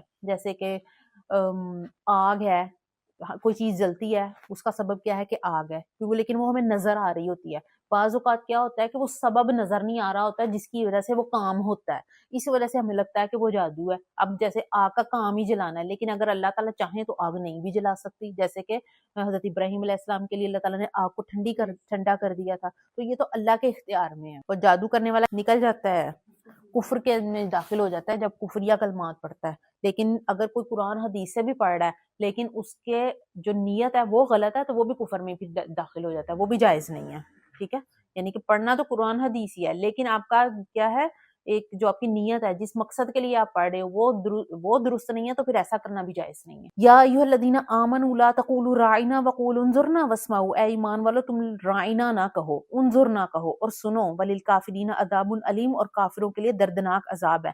اب جو یہودی تھے وہ نبی صلی اللہ علیہ وسلم کے پاس آتے تھے، راعنا کہتے تھے. راعنا کا مطلب ہے کہ نبی صلی اللہ علیہ وسلم ہماری طرف توجہ ہو جائے. لیکن جو یہودیوں کی تھی، عبرانی زبان تھی، وہ اس میں کیا تھا، راعنا، اس کو کھینچ کے پڑھتے تھے، جس سے ایک توہین آمیز جو نا وہ ایک لفظ بن جاتا تھا. یعنی کہ وہ نبی صلی اللہ علیہ وسلم کا مذاق اڑاتے تھے، کہتے یہی تھے رائنا رائنا، لیکن اپنے جو نا وہ سٹائل میں کہتے تھے جس سے وہ دوسرا مطلب نکلتا تھا. تو نبی اللہ تعالیٰ نے فرمایا کہ تم رائنا کہو ہی نہیں، تم کہو انظرنا. نبی صلی اللہ علیہ وسلم ہماری طرف متوجہ ہو جائیے. یعنی کہ ایسے الفاظ اللہ تعالیٰ نے منع کیا ہے جو کہ دو دن کے مطلب بن سکتے ہیں. تو آپ نے بھی ایسے الفاظ نہیں بولنے، کیونکہ شیطان کبھی بھی کسی کے دل میں وسوسہ ڈال سکتا ہے. یعنی کہ دو معنوں والے الفاظ بولنے سے اجتناب کرنا چاہیے. ما یود الذین کفروا من اہل الکتاب والمشرکین ان ینزل علیکم من خیر من ربکم. اہل کتاب میں سے جن لوگوں نے کفر کیا اور مشرکین یہ پسند نہیں کرتے کہ تمہارے اوپر تمہارے رب کی طرف سے کوئی خیر نازل ہو. واللہ یختص برحمتہ من یشاء. اور اللہ تعالیٰ جس کے ساتھ چاہتا ہے اپنی رحمت کو خاص کر دیتا ہے. واللہ ذو الفضل العظیم. اور اللہ تعالیٰ بڑے ہی فضل والے ہیں. ما ننسخ من آیت او ننسیها نأتی بخیر منها او مثلها. اور ہم جس بھی کسی آیت کو منسوخ کرتے ہیں یا بھلا دیتے ہیں تو ہم اس سے بہتر یا اس جیسی ہی آیت لے آتے ہیں. الم تعلم ان اللہ علی کل شیء قدیر، کیا تم جانتے نہیں کہ اللہ تعالیٰ ہر چیز کو قادر ہے. اب یہودی کہتے تھے کہ یہ تو محمد صلی اللہ علیہ وسلم یہ اللہ کی کتاب نہیں ہو سکتی، یہ کیسی کتاب ہے کہ پہلے آپ نے ایک حکم دیا پھر اللہ تعالیٰ نے اس حکم کو بدل دیا. اگر یہ اللہ تعالیٰ کا یہ کتاب ہوتی، اگر یہ صحیح کتاب ہوتی تو پہلے یہ ایک ہی حکم دیتا. اللہ تعالیٰ ایک ہی حکم دیتے، یہ چینج کیوں ہوتے ہیں؟ تو اللہ تعالیٰ کہتے ہیں کہ ہم کسی بھی، جیسے کہ پہلے ہم تحویل قبلہ میں آئے گا کہ آگے ہم جا کے پڑھیں گے کہ پہلے قبلہ بیت المقدس تھا، پھر اس کو چینج کر کے خانہ کعبہ کر دیا گیا. پہلے شراب کی حرمت کی آہستہ آہستہ نازل کی، پہلے کہا گیا کہ شراب میں کیا ہے، اس کی برائیاں جو ہے نا وہ زیادہ ہیں، اس میں خیر کم ہے. پھر اس کے بعد جو ہے نا وہ شراب کو بالکل ہی حرام قرار دے دیا گیا. تو انہوں نے کہا کہ یہ کیسی کتاب ہے، پہلے ایک حکم ہوتا ہے پھر وہ چینج ہوتا ہے، چینج نہیں ہونا چاہیے. تو اللہ تعالیٰ نے فرمایا کہ ہم کسی بھی آیت کو منسوخ کر دیں تو ہم اس سے بہتر ایک حکم لے آتے ہیں، کیونکہ اللہ تعالیٰ انسان کی فطرت کو جانتے ہیں. اگر ہم فوراً ہی کسی بچوں کو بھی کسی چیز سے فوراً منع کریں گے نا، وہ منع نہیں ہوں گے، آہستہ آہستہ ان کا دل جو ہے نا اس کی طرف لانا پڑتا ہے. اور وہاں پر تو مکہ میں تو شراب ایسے پی جاتی تھی کہ جیسے ہم پانی نہیں پیتے ہیں، کہ وہ کہتے ہیں نا کہ جب انہوں نے شراب کی حرمت کا حکم آیا تو سب نے گرا دی، اور مکہ کی جو ہے گلیوں میں شراب ایسے بہ رہی تھی جیسے کہ پانی بہتا ہے، کہ کتنی ان کے پاس شراب تھی. تو اللہ تعالیٰ ایک حکمت والے ہیں، کسی بھی چیز سے اگر منع کرتے ہیں تو پھر اس کو آہستہ آہستہ انسان کی فطرت کے مطابق اس حکم کو چینج کیا جاتا ہے. الم تعلم ان اللہ لہ ملک السماوات والارض، کیا تم جانتے نہیں کہ اللہ تعالیٰ کے لیے ہی بادشاہت ہے زمین اور آسمان کی. وما لکم من دون اللہ من ولی ولا نصیر، اور تمہارے لیے اللہ کے سوا کوئی بھی مددگار اور ساتھی نہیں ہے. ام تریدون ان تسألوا رسولکم کما سئل موسیٰ من قبل، کیا تم چاہتے ہو کہ اپنے رسول سے کہ ایسا ہی سوال کرو، یعنی محمد صلی اللہ علیہ وسلم سے ایسے ہی سوال کرو جیسے کہ موسیٰ علیہ السلام سے کیے گئے تھے. وَمَن يَتَبَدَّلِ الْكُفْرَ بِالْإِيمَانِ فَقَدْ ضَلَّ سَوَاءَ السَّبِيلِ، اور جو لوگ ایمان کے بدلے کفر کو اختیار کرے وہ سیدھے راستے سے بھٹک گیا. یعنی کہ کیا کہتے تھے یہودی کہ نبی صلی اللہ علیہ وسلم کو کہتے تھے کہ جیسے کہ موسیٰ علیہ السلام کے پاس ایٹ اے ٹائم پوری کتاب آ گئی تھی نا، آپ بھی پوری کتاب لے کے آئیں. یہ کیسے آتا ہے کہ جبرائیل علیہ السلام آتے ہیں تھوڑی سی آپ کو آیتیں دے کر چلے جاتے ہیں، پوری کتاب آنی چاہیے. تو اللہ تعالیٰ کہتے ہیں کہ تم اپنے نبی سے ایسے ہی سوال کرو گے جیسے موسیٰ علیہ السلام سے کیے تھے. اگر موسیٰ علیہ السلام کے پاس پوری کتاب ایٹ اے ٹائم آ گئی تھی تو تم نے کون سا ان کے اوپر ایمان لے آئے تھے؟ ان سے بھی تو آگے سوال کرتے رہتے نا. تو اس لیے بعض سوالات جو ہے نا انسان کو کفر تک پہنچا دیتے ہیں. وَدَّ كَثِيرٌ مِّنْ أَهْلِ الْكِتَابِ لَوْ يَرُدُّونَكُم مِّن بَعْدِ إِيمَانِكُمْ كُفَّارًا، اہل کتاب میں بہت سے لوگ دل سے یہ چاہتے ہیں کہ کاش تم کو ایمان کے بعد کفر میں لوٹا دیں. حسد من عند انفسهم من بعد ما تبين لهم الحق، کیونکہ ان کو اپنے دلوں کے حسد کے باعث اس کے بعد کہ ان کے لیے حق ظاہر ہو گیا. فاعفوا واصفحوا حتى ياتي الله بامری، بس تم معاف کر دو اور درگزر کرو یہاں تک کہ اللہ اپنا حکم بھیج دے. ان اللہ علی کل شیء قدیر، کہ بے شک اللہ ہر چیز پر قادر ہے. واقیموا الصلاۃ وآتوا الزکاۃ، نماز قائم کرو زکات دو. وما تقدموا لانفسکم من خیر تجدوه عند اللہ، اور جو بھی تم اپنے لیے آگے بھیجو گے وہ اسے اللہ کے پاس پالو گے. ان اللہ بما تعملون بصیر، بے شک اللہ تعالیٰ جو تم کرتے ہیں اس پر قادر ہیں. اب اللہ تعالیٰ کہتے ہیں کہ وما تقدموا لانفسکم من خیر تجدوه عند اللہ، کہ جو بھی تم کرو گے جب آگے جاؤ گے اللہ کے پاس اس کو پالو گے. آج ہم چھوٹی سی بھی نیکی کریں گے نا تو وہ اللہ تعالیٰ کے پاس جب ہم جائیں گے تو وہ اللہ تعالیٰ کے پاس موجود ہوگی. ہم نے صرف یہ نہیں کرنا کہ فرض پڑھ لی ہیں چلو جی بس فرض پورے ہو گئے، ہم نے روزے رکھ لیے رمضان کے پورے ہو گئے. اللہ تعالیٰ کہتے ہیں فاستبقوا الخیرات، نیکیاں کیسے کرو؟ بڑھ بڑھ کر نیکی کرو، جتنا بھی موقع ملے وہ نیکی کو کرنے کی کوشش کرو. یہ نہیں کہ بس فرض ادا ہو گئے ہیں تو بس میں نے تو کر لیا کام، اور زیادہ کرو، نوافل اور زیادہ پڑھو، قرآن مجید کی زیادہ سے زیادہ تلاوت کرو، کسی کی مدد کر دو. کسی کی آپ مدد فائنینشیل نہیں کر سکتے اس کے ساتھ اچھا بول دو، وہ بھی آپ کی نیکی ہے. آپ نے دنیا میں جو کیا ہوگا وہ اللہ کے پاس آپ کو موجود ہوگا. حضرت ابو ہریرہ رضی اللہ عنہ سے روایت ہے کہ نبی صلی اللہ علیہ وسلم نے فرمایا کہ جو شخص ایک کھجور کے برابر اپنی حلال کمائی سے صدقہ کرتا ہے نا تو اللہ تعالیٰ اس صدقے کو قبول فرماتے ہیں، یہاں تک کہ اللہ تعالیٰ اس کو اپنے ہاتھ پر رکھ کر اس کی تربیت کرتے ہیں، یعنی کہ اس کو بڑھاتے رہتے ہیں. جو میں نے تو ایک کھجور دی، اللہ تعالیٰ اس کو بڑھاتے رہتے ہیں یہاں تک کہ جب وہ قیامت والے دن ملے گا تو اس کو ایک احد پہاڑ کے برابر جو ہے وہ اس کا اجر ملے گا. تو وہ کہے گا اللہ تعالیٰ میں نے تو اتنا صدقہ نہیں کیا، تو اللہ تعالیٰ فرمائیں گے کہ تیرا وہ کھجور کا ہے. تو جتنی بھی ہو سکے چھوٹی سے چھوٹی کیا ہو سکے نیکی کرنے کی کوشش کرنی چاہیے. آپ کسی کے ساتھ اچھی بات کر دو وہ بھی نیکی ہے. ضروری تو نہیں ہم سمجھتے ہیں کہ پیسہ ہوگا تو ہی نیکی ہوگی، پیسے کے بغیر بھی بہت ساری نیکیاں ہوتی ہیں. کسی کو اچھا مشورہ دے دینا یہ بھی نیکی ہے. وَقَالُوا لَن يَدْخُلَ الْجَنَّةَ إِلَّا مَنْ كَانَ هُودًا أَوْ نَصَارَىٰ، اور یہ کہتے ہیں کہ جنت میں تو صرف یہودی اور نصرانی ہی جائیں گے، یعنی کہ عیسائی اور یہودی ہی جائیں گے. تلک امانیہم، یہ ان کی آرزویں ہیں. ہمیں بھی ایک دوسرے کے اوپر فتوی، یہودی کیا کہتے تھے؟ ہم جائیں گے. نصرانی کہتے تھے ہم جائیں گے. ہم نے بھی بنا لیے ہیں کتنے فرقے، اور ہر فرقہ کہتا ہے ہم جائیں گے جنت میں. تو کسی کے اوپر فتویٰ نہیں لگانا چاہیے. جو جس کو بھی فالو کر رہے ہیں نا، آپ اس سے بحث نہیں کرنی چاہیے. چلو اللہ رسول کا نام تو لے رہا ہے نا، اس کو لینے دینا چاہیے. اور پھر جو جس پر ہمارا اپنا دل مطمئن ہے ہم اس کو فالو کریں. اور کسی کو یہ ہم گارنٹی سے نہیں کہہ سکتے کہ میں ہمارا فرقہ ہی جو ہے نا وہ جنت میں جائے گا، تمہارا نہیں جائے گا. آج کل تو مسلمانوں نے یہ کر لیا کہ میں نے اس کی مسجد میں نماز نہیں پڑھنی، تم میری مسجد میں نماز نہیں پڑھ سکتے. تو ایسا نہیں کرنا. یہ دیکھا نا، سارے وہی کام ہم کر رہے ہیں نا جو اب پڑھتے آ رہے ہیں. قُلْ هَاتُوا بُرْهَانَكُمْ إِن كُنتُمْ صَادِقِينَ. اللہ تعالیٰ فرماتے ہیں کہ لے آؤ کوئی دلیل اگر تم سچے ہو. بلا من اسلم وجهه للہ. اللہ تعالیٰ کہتے ہیں نہ تو یہودی جائے گا، نہ عیسائی، نہ مسلمان. جائے گا کون؟ من اسلم وجهه للہ، جس نے اپنا چہرہ اللہ تعالیٰ کے سامنے جھکا دیا، وہ جائے گا جنت میں. جس نے اللہ نے جو کہا وہ اس نے کر لیا، تو یہ وہ جنت میں جائے گا. وَهُوَ مُحْسِنٌ، اور وہ کیا ہے؟ محسن بھی ہے. محسن کیا ہوتا ہے؟ محسن سے کا مطلب ہوتا ہے کہ ہر چیز اچھے طریقے سے کرنے والا، یعنی کہ عقیدہ بھی درست اور عمل بھی درست، وہ ہے محسن. یعنی کہ جو میں پہلے اپنے عقائد کو درست کروں، اس کے بعد اپنے عمل کو درست کروں، تو وہ ہے محسن. فَلَهُ أَجْرُهُ عِنْدَ رَبِّهِ، تو ان کا اجر ان کے رب کے پاس ہے.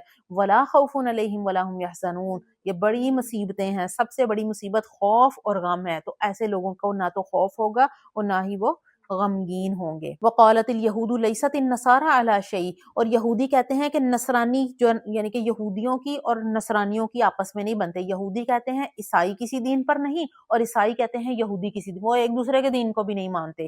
وہم یتلون الکتاب، حالانکہ وہ دونوں کتاب پڑھتے ہیں، ان کے پاس دونوں کے پاس کتاب ہے. کذالک قول الذین لا يعلمون مثل قولہم، اسی طرح وہ لوگ جو کچھ بھی نہیں جانتے وہ بھی یہی کہتے ہیں. یعنی کہ یہودی اور جو عیسائی تین لوگ تھے. ایک تو تھے اہل کتاب. اہل کتاب کون تھے؟ یہودی اور عیسائی دونوں، کیونکہ دونوں کے پاس کتاب تھی. ان کے پاس توریت تھی اور ان کے پاس کیا تھی؟ انجیل تھی. ٹھیک ہے. اور جو دوسرے تھے مشرک تھے، مشرکین مکہ، ان کے پاس کوئی کتاب نہیں تھی. وہ کیا تھے؟ وہ بس بتوں کو پوجتے تھے. تو ان کو کہا جاتا ہے اہل کتاب کہ ان کے پاس علم ہے. یہودی اور نصرانی جو مشرک تھے ان کو کہتے ہیں کہ یہ کچھ بھی نہیں جانتے، کیونکہ ان کے پاس کوئی کتاب نہیں ہے، بس بتوں کو پوجتے ہیں. تو یہودی کہتے ہیں نصرانیوں کا دین درست نہیں، نصرانی کہتے ہیں یہودیوں کا دین درست نہیں، اور جو کچھ بھی نہیں جانتے وہ کہتے ہیں ان دونوں کا ہی دین درست نہیں ہے. یہ تو آپس میں ہی لڑتے جا رہے ہیں. فاللہ یحکم بینہم یوم القیامت فیما کانوا فیہ یختلفون. تو اللہ تعالیٰ فرماتے ہیں کہ جس میں آپ یہ جھگڑا کر رہے ہیں نا، تو اللہ تعالیٰ قیامت کے دن اس کا فیصلہ کر دے گا کہ کون سا دین درست ہے. ومن اظلم ممن منع مساجد اللہ ان یذکر فیہا اسمہ وسعی فی خرابہا. اور اس شخص سے زیادہ ظالم کون ہے جو اس بات سے روکے کہ اللہ کی مسجدوں میں اللہ کا نام لیا جائے اور اس کی ویرانی کی کوشش کرے. اب اللہ کی مسجدوں سے میں ذکر سے کیسے روکتے ہیں؟ جیسے آج ہم نے فرقے بنا لیے ہیں، ہم کہتے ہیں کہ میں اس فرقے کی نماز میں فلانا فرقے والا نماز نہیں پڑھ سکتا. اللہ کے ذکر سے روکتے ہیں نا. چلو وہ جیسے مرضی پڑھتا ہے، اللہ کا گھر تو مسجدیں کس کی ہیں؟ مساجد کیا ہیں؟ وہ اللہ تعالیٰ کی ملکیت ہے، اس پہ انسان کا نہیں چل سکتا. ہم روکتے ہیں فلانا فرقہ میری مسجد میں نہیں پڑھ سکتا، فلانا اس میں نہیں پڑھ سکتا، میں اس کے نہیں پڑھ سکتا. تو یہ کیا ہے؟ مسجدوں کو ویران کرنے والی چیز ہے. تو اللہ تعالیٰ کہتے ہیں اس شخص سے بڑھ کر ظالم کون ہے جو اللہ کی مسجدوں کو ویران کرنے کا سبب بنتا ہے. اولئک ما کان لهم ان يدخلوها الا خائفین. اور ان لوگوں کے لیے جائز نہیں کہ مسجدوں میں داخل ہوں مگر ڈرتے ہوئے. اب یہ آیات اس وقت نازل ہوئی تھی ہجرت کے 6 سال، جب نبی صلی اللہ علیہ وسلم اپنے صحابہ کرام رضی اللہ عنہم کے ساتھ عمرہ کرنے کے لیے تشریف لے گئے تھے. تو انہوں نے کیا کیا تھا؟ آپ کو حدیبیہ کے مقام پر روک دیا تھا اور آپ کو عمرہ نہیں کرنے دیا تھا، اور آپ کو کہا تھا کہ آپ واپس جائیں اور اگلے سال آئیں. تو اللہ نے کہا کہ اس شخص سے بڑھ کر ظالم کون ہے کہ جو اللہ تعالیٰ اللہ کی مسجد میں اللہ کے ذکر سے روکتا ہے.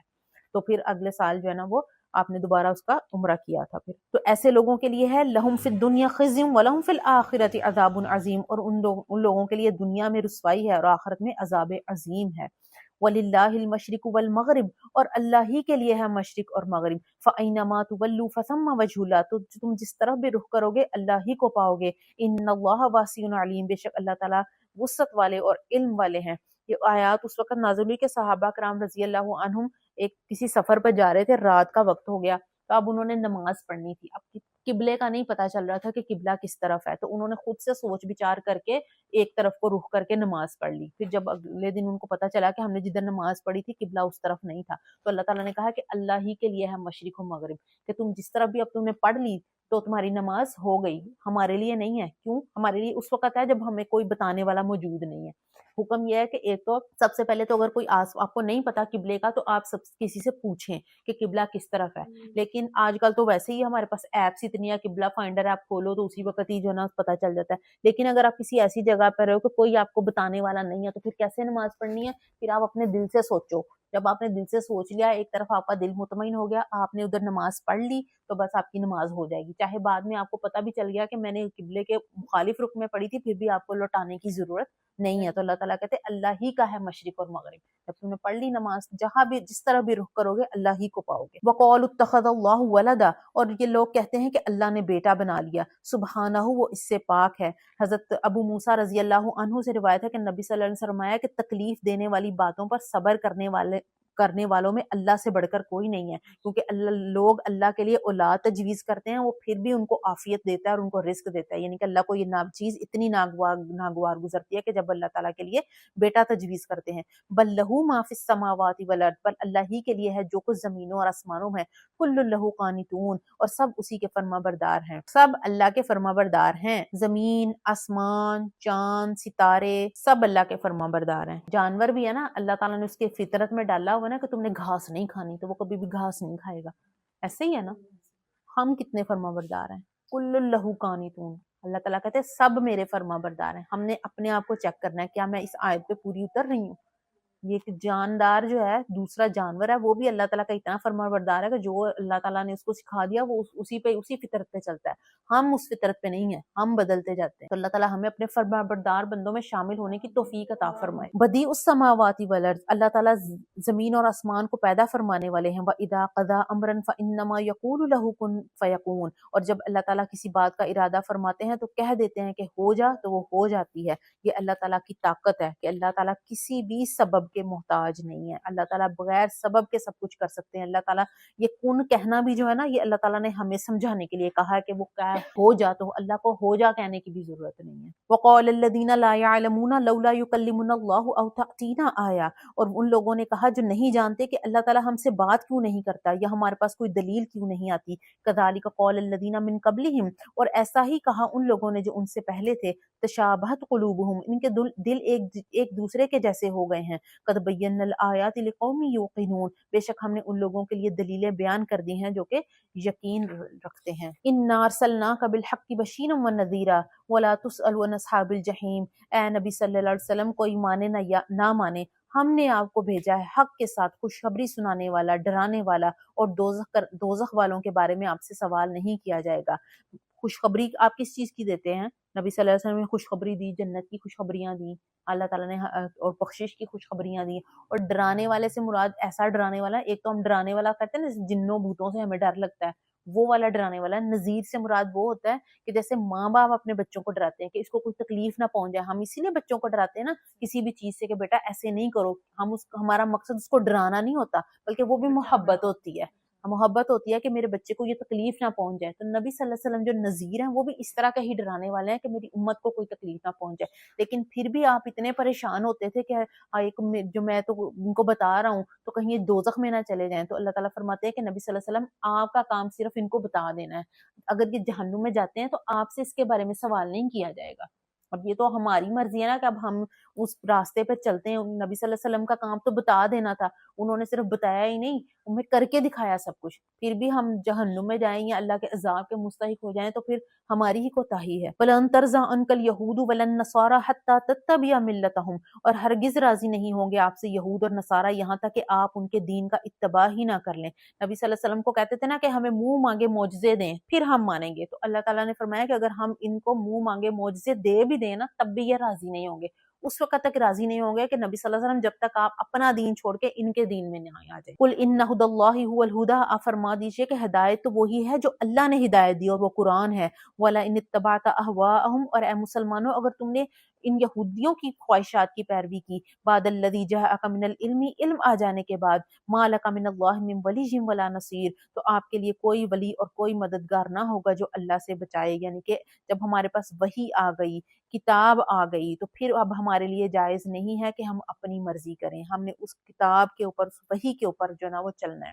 الذین آتیناہم الکتاب یتلونہ حق تلاوتی، اور وہ لوگ جن کو ہم نے کتاب دی ہے وہ اس کی تلاوت ایسے کرتے ہیں جیسا کہ اس کی تلاوت کرنے کا حق ہے. اولئک یؤمنون بہ، اور وہی لوگ ہیں جو اس پر ایمان لاتے ہیں. ومن یکفر بہ فاولئک هم الخاسرون، اور جو شخص اس پر ایمان نہ لائے اور یہ لوگ پوری طرح خسارے میں ہیں.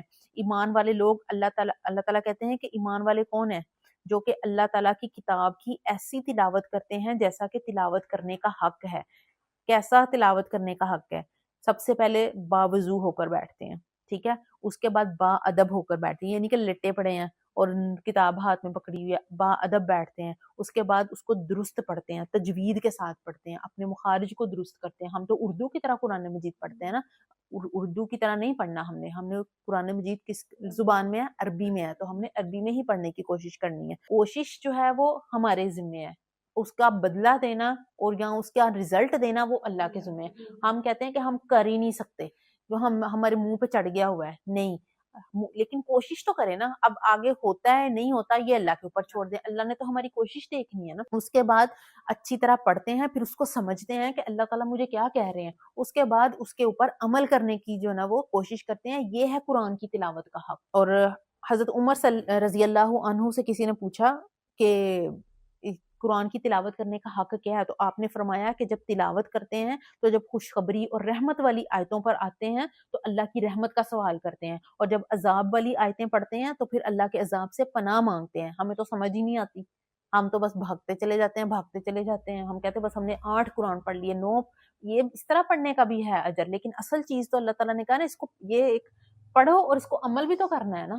تو اب جب ہمیں سمجھ ہی نہیں آ رہی کہ اللہ یہ رحمت کا ہے تو ہم کیسے اللہ سے رحمت مانگیں گے؟ جب ہمیں سمجھ ہی نہیں رہی کہ یہاں پہ عذاب کا ذکر ہوگا تو کیسے عذاب سے پناہ مانگیں گے؟ تو سمجھنا بہت ضروری ہے. یا بنی اسرائیل اذکروا نعمتی التی انعمت علیکم وانی فضلتکم علی العالمین، اے بنی اسرائیل میری ان نعمتوں کو یاد کرو جو میں نے تم پر انعام کیا اور میں نے تمہیں تمام جہانوں پر فضیلت دی. اور واتقوا یوما لا تجزی نفس عن نفس شیئا، اور ڈرو اس دن سے جس دن کوئی جان کسی کی طرف سے کوئی بدلہ نہ دے گی، نہ کسی جان کا بدلہ قبول کیا جائے گا، نہ کوئی شفاعت نفع دے گی اور نہ ہی ان کی مدد کی جائے گی. وَإِذِ ابْتَلَىٰ إِبْرَاهِيمَ رَبُّهُ بِكَلِمَاتٍ فَأَتَمَّهُنَّ، اور جب ہم نے آزمایا ابراہیم علیہ السلام کو چند کلمات کے ذریعے تو انہوں نے ان کلمات کو پورا کیا. قَالَ إِنِّي جَاعِلُكَ لِلنَّاسِ إِمَامًا، تو اللہ تعالیٰ نے فرمایا کہ میں تمہیں لوگوں کا پیشوا بنانے والا ہوں.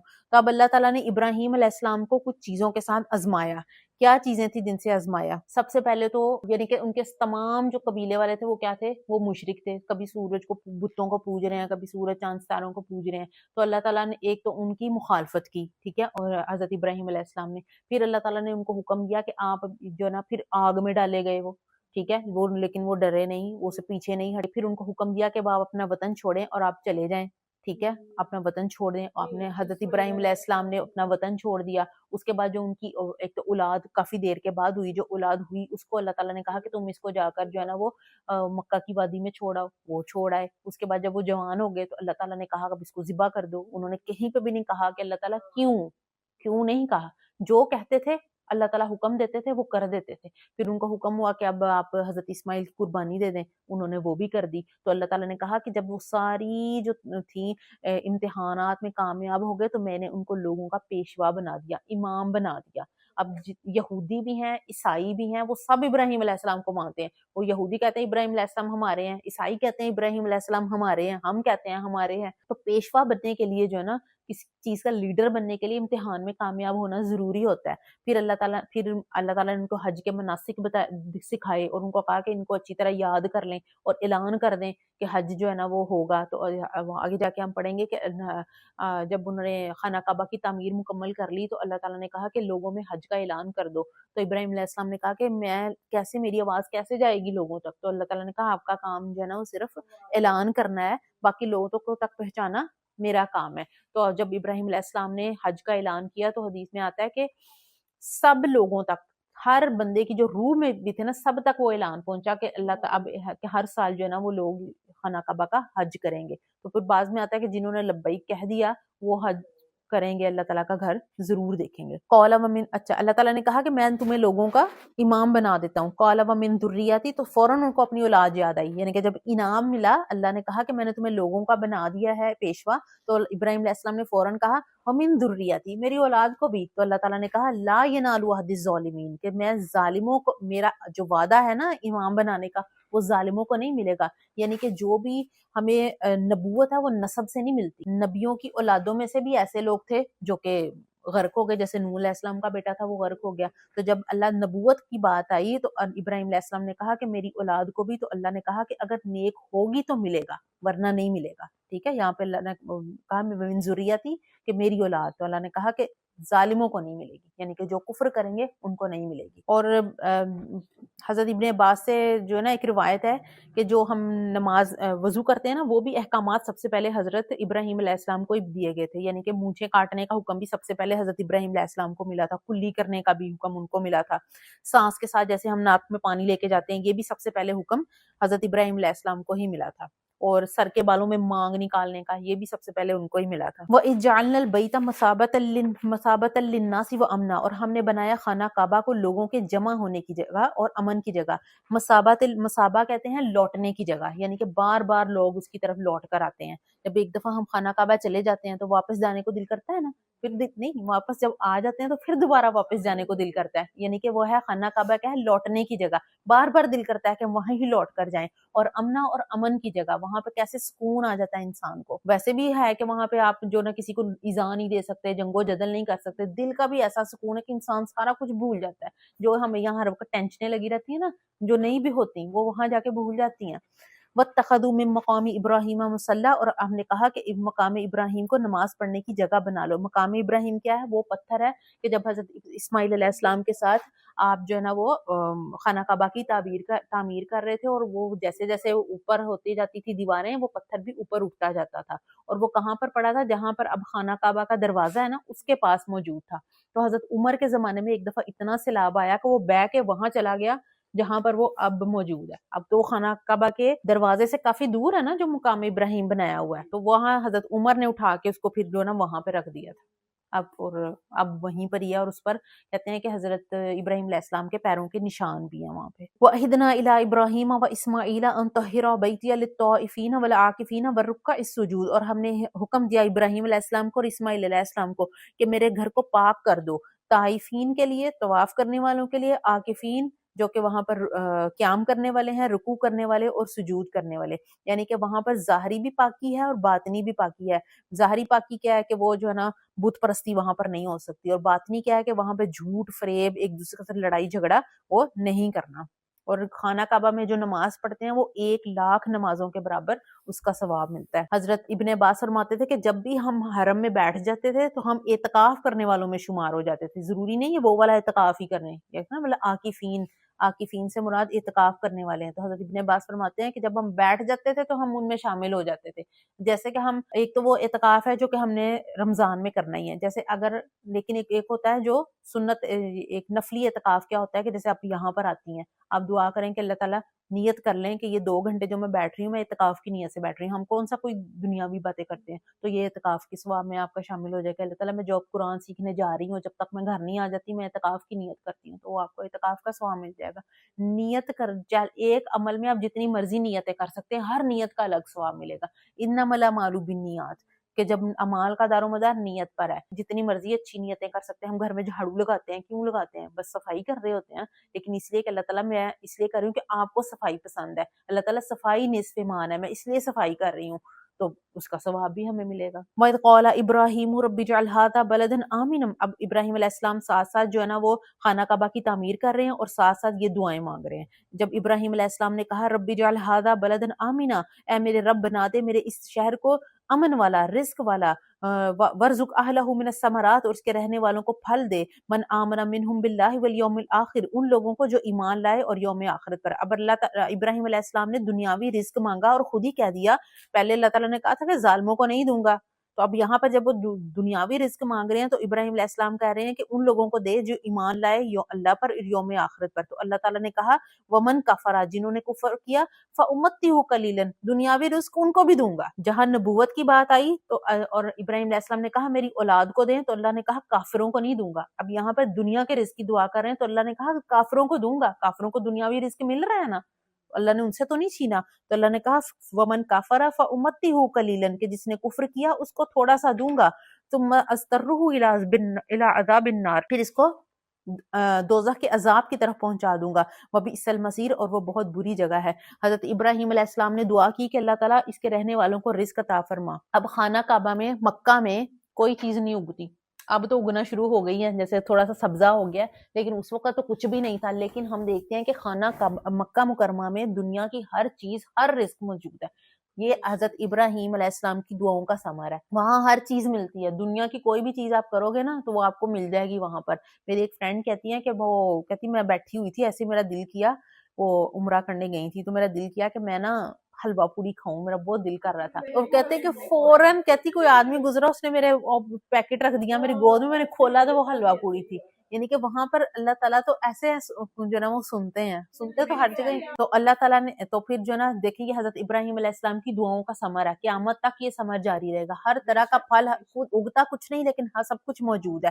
تو اسی طرح جیسے کہ ابراہیم علیہ السلام نے مکہ کے لیے دعا کی، نبی صلی اللہ علیہ وسلم نے مدینہ کے لیے دعا کی. آپ صلی اللہ علیہ وسلم نے فرمایا کہ اللہ تعالیٰ جیسے ابراہیم علیہ السلام نے مکہ کے لیے دعا کی، میں ویسی ہی دعا اور اس جیسا اور مانگتا ہوں مدینہ کے لیے، یعنی ڈبل. تو مدینہ کے لیے بھی وہی ہے، مدینہ میں بھی ایسے ہی نعمتیں ہیں. وَيَرْفَعُ إِبْرَاهِيمُ الْقَوَاعِدَ مِنَ الْبَيْتِ وَإِسْمَاعِيلُ، اور جب ابراہیم علیہ السلام اور اسماعیل علیہ السلام کعبہ کی بنیادیں اور دیواریں اٹھا رہے تھے تو انہوں نے دعا کی ربنا تقبل منا، اے اللہ ہم سے قبول فرما لے. اب دیکھیں کرنے والے کون ہیں؟ نبی ہیں دونوں. اس وقت اسماعیل علیہ السلام تو نہیں تھے لیکن مستقبل کے نبی ہیں نا، ٹھیک ہے. اسماعیل علیہ السلام ہے، ابراہیم علیہ السلام ہے، اور کر کیا رہے ہیں؟ اللہ کا گھر بنا رہے ہیں. کرنے والے بھی نبی اور بن بھی اللہ کا گھر رہا ہے، پھر بھی دعا کر رہے ہیں اللہ تعالیٰ قبول کر لے. ہم اپنے جتنا بھی عمل ٹوٹے پھوٹے کرتے ہیں، ہمیں تو زیادہ جو ہے نا وہ اس بات کی جو ہے نا وہ ہے کہ ہم قبولیت کی دعا مانگتے رہیں. وہ کرنے والی ہستیاں کون، کام کیا کتنا عظیم، اور ہم کیسے ہیں، ہماری تو نیتیں ہی خالص نہیں ہیں. تو جو بھی کام کریں بار بار اللہ تعالیٰ سے دعا کرنی چاہیے ربنا تقبل منا، کہ اللہ تعالیٰ ہم سے قبول کر لے. جو بھی عمل ہے جس میں جتنی بھی خامی ہے اللہ تعالیٰ اسے قبول کر لے. انک انت السمیع العلیم، بے شک آپ سمیع اور علیم ہے. ربنا وجعلنا مسلمین لک، اور اے ہمارے رب ہمیں اپنا فرما بردار بنا دے. ومن ذریتنا امۃ مسلمۃ لک، اور ہماری اولاد میں سے بھی ایک امت بنا دے جو آپ کی فرما بردار ہو. اور یہ وہ دعا ہے جو اب قبول ہوئی ہے. وہ امت کون ہے؟ یہ ہے ہماری امت ہے. وہ ارینا مناسکنا، اور ہمیں حج کے احکامات دکھا دے. وتب علینا، ہماری توبہ قبول فرما. انک انت التواب الرحیم، بے شک تو بہت ہی توبہ قبول فرمانے والا اور رحم کرنے والا ہے.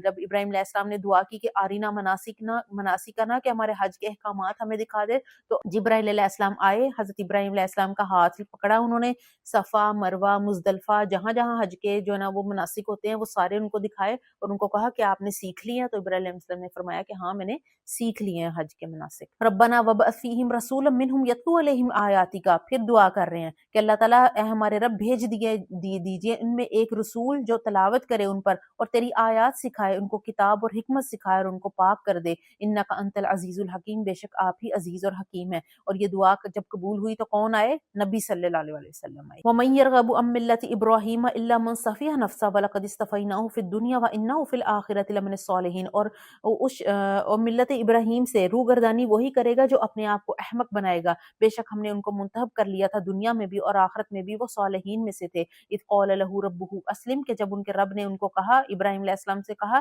فرما بردار ہو جا، تو انہوں نے کہا اسلمت لرب العالمین، کہ میں اپنے رب کا فرما بردار ہو گیا. تو ہمیں بھی ایسا ہی ہونا چاہیے، جب اللہ کا کوئی حکم ہمیں پتہ چل جائے تو ہمیں بھی یہی کہنا چاہیے اسلمت لرب العالمین. اللہ تعالیٰ ہمیں جو ہے نا وہ اپنا فرما بردار بننے کی توفیق عطا فرمائے. اللہ تعالیٰ کوئی ہمارا ایک عمل چینج کر دے، اس قرآن کلاس کے برکت سے ایک بھی بدل جائے تو ہم کہیں گے بڑی ہماری جو نا وہ خوش نصیبی ہے۔ ووصى بها ابراہیم بنیہ و یعقوب، اور ملت ابراہیمیہ ہی کی وصیت کی ابراہیم نے اپنے بیٹے کو اور یعقوب علیہ السلام نے۔ ابراہیم کے بیٹے کون تھے؟ یعقوب علیہ السلام تھے۔ یا بنی ان اللہ اصطفى لكم الدین فلا تموتن الا وانتم مسلمون، انہوں نے کہا اے میرے بیٹو، بے شک اللہ تعالیٰ نے تمہارے لیے دین کو پسند کر لیا ہے، اس لیے تم اس حالت میں مرنا کہ تم مسلمان ہو۔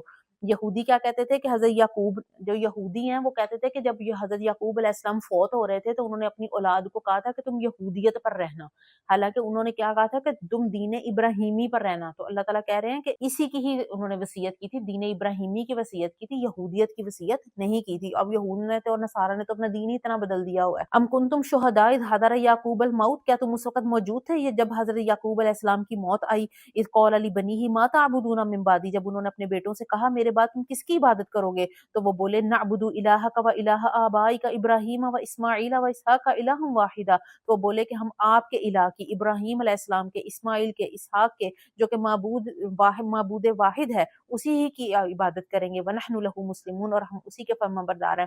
ہم نے کبھی سوچا ہے کہ ہم نے اپنے بچوں کو کبھی وصیت کی ہو؟ ہم تو صرف وصیت کرتے ہیں کہ بیٹا میری یہ فلانی چیز یہ ہے، یہ میرا فلانی یہ ہے۔ ہم نے کبھی وصیت کی کہ بیٹا میرے مرنے کے بعد تم اپنے دین پر جمے رہنا، کبھی اس دین کو چھوڑنا نہ؟ ہم نے تو کبھی ایسی وصیت نہیں کی۔ سنائیں گے تو سنیں گے نا، بچوں کا قصور نہیں ہوتا، قصور تو ہمارا ہے کہ ہم نے کوئی بچوں کو اس راستے پہ لگایا ہی نہیں ہے۔ بچے وہ کرتے ہیں جو وہ دیکھتے ہیں، جو ہمیں کرتے ہوئے دیکھتے ہیں، تو ہمیں بچوں کو نہیں کرنا چاہیے کہ بچے نہیں کرتے، ہمارا ہی قصور ہوتا ہے۔ ہم بھی تو کسی کے بچے ہی نا، اگر دین پہ چل رہے ہیں تو ہمارے والدین نے ہمیں اس لیے اس طرف لگایا ہوگا نا۔ یہاں اللہ تعالیٰ کی کرم نوازی، ان کی دعائیں ہیں، تو دعائیں کرنی نہیں چھوڑنی اپنے بچوں کے لیے۔ ہم نے پیچھے پڑھا نا کہ وہ آیات پڑھی کہ ایسے پتھر بھی ہوتے ہیں کہ جن میں سے بھی پانی نکل آتا ہے، وہ اللہ کی ہیبت سے گر جاتے ہیں۔ تو انسان کا دل پتھر سے سخت تو نہیں ہمارے بچوں کا ہو گیا، ان کے لیے دعائیں کرتے رہیں۔ جب پتھروں سے پانی نکل آتا ہے تو ہمارے بچوں کے دل کیوں نہیں بدلیں گے؟ تلک امت قد خلت، یہ وہ تو ایک جماعت تھی جو گزر گئی، لہا ما کسبت ولکم ما کسبتم، ان کے لیے وہ ہے جو انہوں نے کیا اور تمہارے لیے وہ جو تم عمل کرو گے۔ ولا تسألون عما كانوا يعملون، اور تم سے ان چیز کا سوال نہ ہوگا جب وہ کیا کرتے تھے۔ یہودی کہتے تھے نا ہم تو نبیوں کی اولادیں ہیں، ہم تو جو ہے نا بخشے جائیں گے۔ تو اللہ نے کہا جو ان کا عمل ان کے ساتھ، تمہارا جو فیصلہ ہوگا وہ جو تمہارے عمل ہوں گے۔ وقالوا كونوا هودا او نصارى تهتدوا، وہ کہتے ہیں یا تو یہودی بن جاؤ یا عیسائی بن جاؤ، ہدایت پا جاؤ گے۔ کہہ دیجئے بل ملت ابراہیم حنیفہ، کہ نہیں بلکہ ابراہیم علیہ السلام کی پیروی کرو۔ وما كان من المشرکین، جو مشرک نہیں تھے۔ قولوا آمنا باللہ وما انزل الینا، آپ کہہ دیجئے ہم ایمان لائے اللہ پر جو ہم پر نازل کیا گیا، جو نازل کیا گیا ابراہیم علیہ السلام پر، اسماعیل پر، اسحاق پر، یعقوب پر اور ان کی اولادوں پر، اور جو دیا گیا موسیٰ علیہ السلام کو، عیسیٰ علیہ السلام کو، اور جو ان کے رب کی طرف سے دوسرے نبیوں کو دیا گیا، ہم ان سب پر ایمان لائے۔ لا نفرق بین احد منہم، ہم کسی میں بھی فرق نہیں کرتے۔ ونحن لہ مسلمون، اور ہم اللہ ہی کے فرما بردار ہیں، یعنی کہ سب انبیاء پر ایمان لانا ہے۔ اگر ہم کسی ایک نبی کی بھی تکذیب کریں گے تو سب کی تکذیب ہوگی۔ ہم تو سب پر ایمان لاتے ہیں کہ جو اللہ کے نبی تھے وہ برحق تھے۔ فَإِنْ آمَنُوا بِمِثْلِ مَا آمَنْتُمْ بِهِ فَقَدِ اهْتَدَوْا، اگر وہ ایمان لے آئیں ان چیزوں پر جن پر تم ایمان لائے، یعنی کہ یہود اور نصارہ اگر تمہاری طرح ایمان لے آئیں گے تو وہ بھی ہدایت پا جائیں گے۔ وَإِنْ تَوَلَّوْا، اگر وہ منہ پھیریں گے فَإِنَّمَا هُمْ فِي شِقَاقٍ، تو پھر وہ مخالفت میں ہی لگے رہیں گے۔ فَسَيَكْفِيكَهُمُ اللَّهُ، اور بے شک ان کے مکر و فریب کے لیے اللہ تعالیٰ ہی کافی ہے۔ وَهُوَ السَّمِيعُ الْعَلِيمُ، صبغۃ اللہ، اور اللہ کا رنگ، وَمَنْ أَحْسَنُ مِنَ اللَّهِ صبغۃ، اور اللہ کے رنگ سے اچھا رنگ کون سا ہے؟ وَنَحْنُ لَهُ عَابِدُونَ، اور ہم اسی کی عبادت کرتے ہیں۔ اللہ کا رنگ کیا ہے؟ دین کا رنگ، ایمان کا رنگ، عمل صالح کا رنگ اللہ کا رنگ ہے۔ جب کوئی نیک ہوتا ہے تو خود ہی کہتے ہیں نا کہ اللہ کے بندے کون ہوتے ہیں؟ اللہ کے بندے وہ ہوتے ہیں کہ جن کو دیکھو تو تمہیں اللہ یاد آ جائے، تو پھر یہی اللہ کا رنگ ہوتا ہے۔ قُلْ أَتُحَاجُّونَنَا فِي اللَّهِ وَهُوَ رَبُّنَا وَرَبُّكُمْ، اور یہود و نصارہ آپ فرما دیجئے کہ تم ہم سے اللہ کے بارے میں حجت کرتے ہو حالانکہ وہ ہمارا رب ہے اور تمہارا بھی رب ہے۔ وَلَنَا أَعْمَالُنَا وَلَكُمْ أَعْمَالُكُمْ، اور ہمارے لیے ہمارے عمل اور تمہارے لیے تمہارے عمل۔ وَنَحْنُ لَهُ مُخْلِصُونَ، اور ہم اللہ ہی کے لیے اخلاص کرتے ہیں۔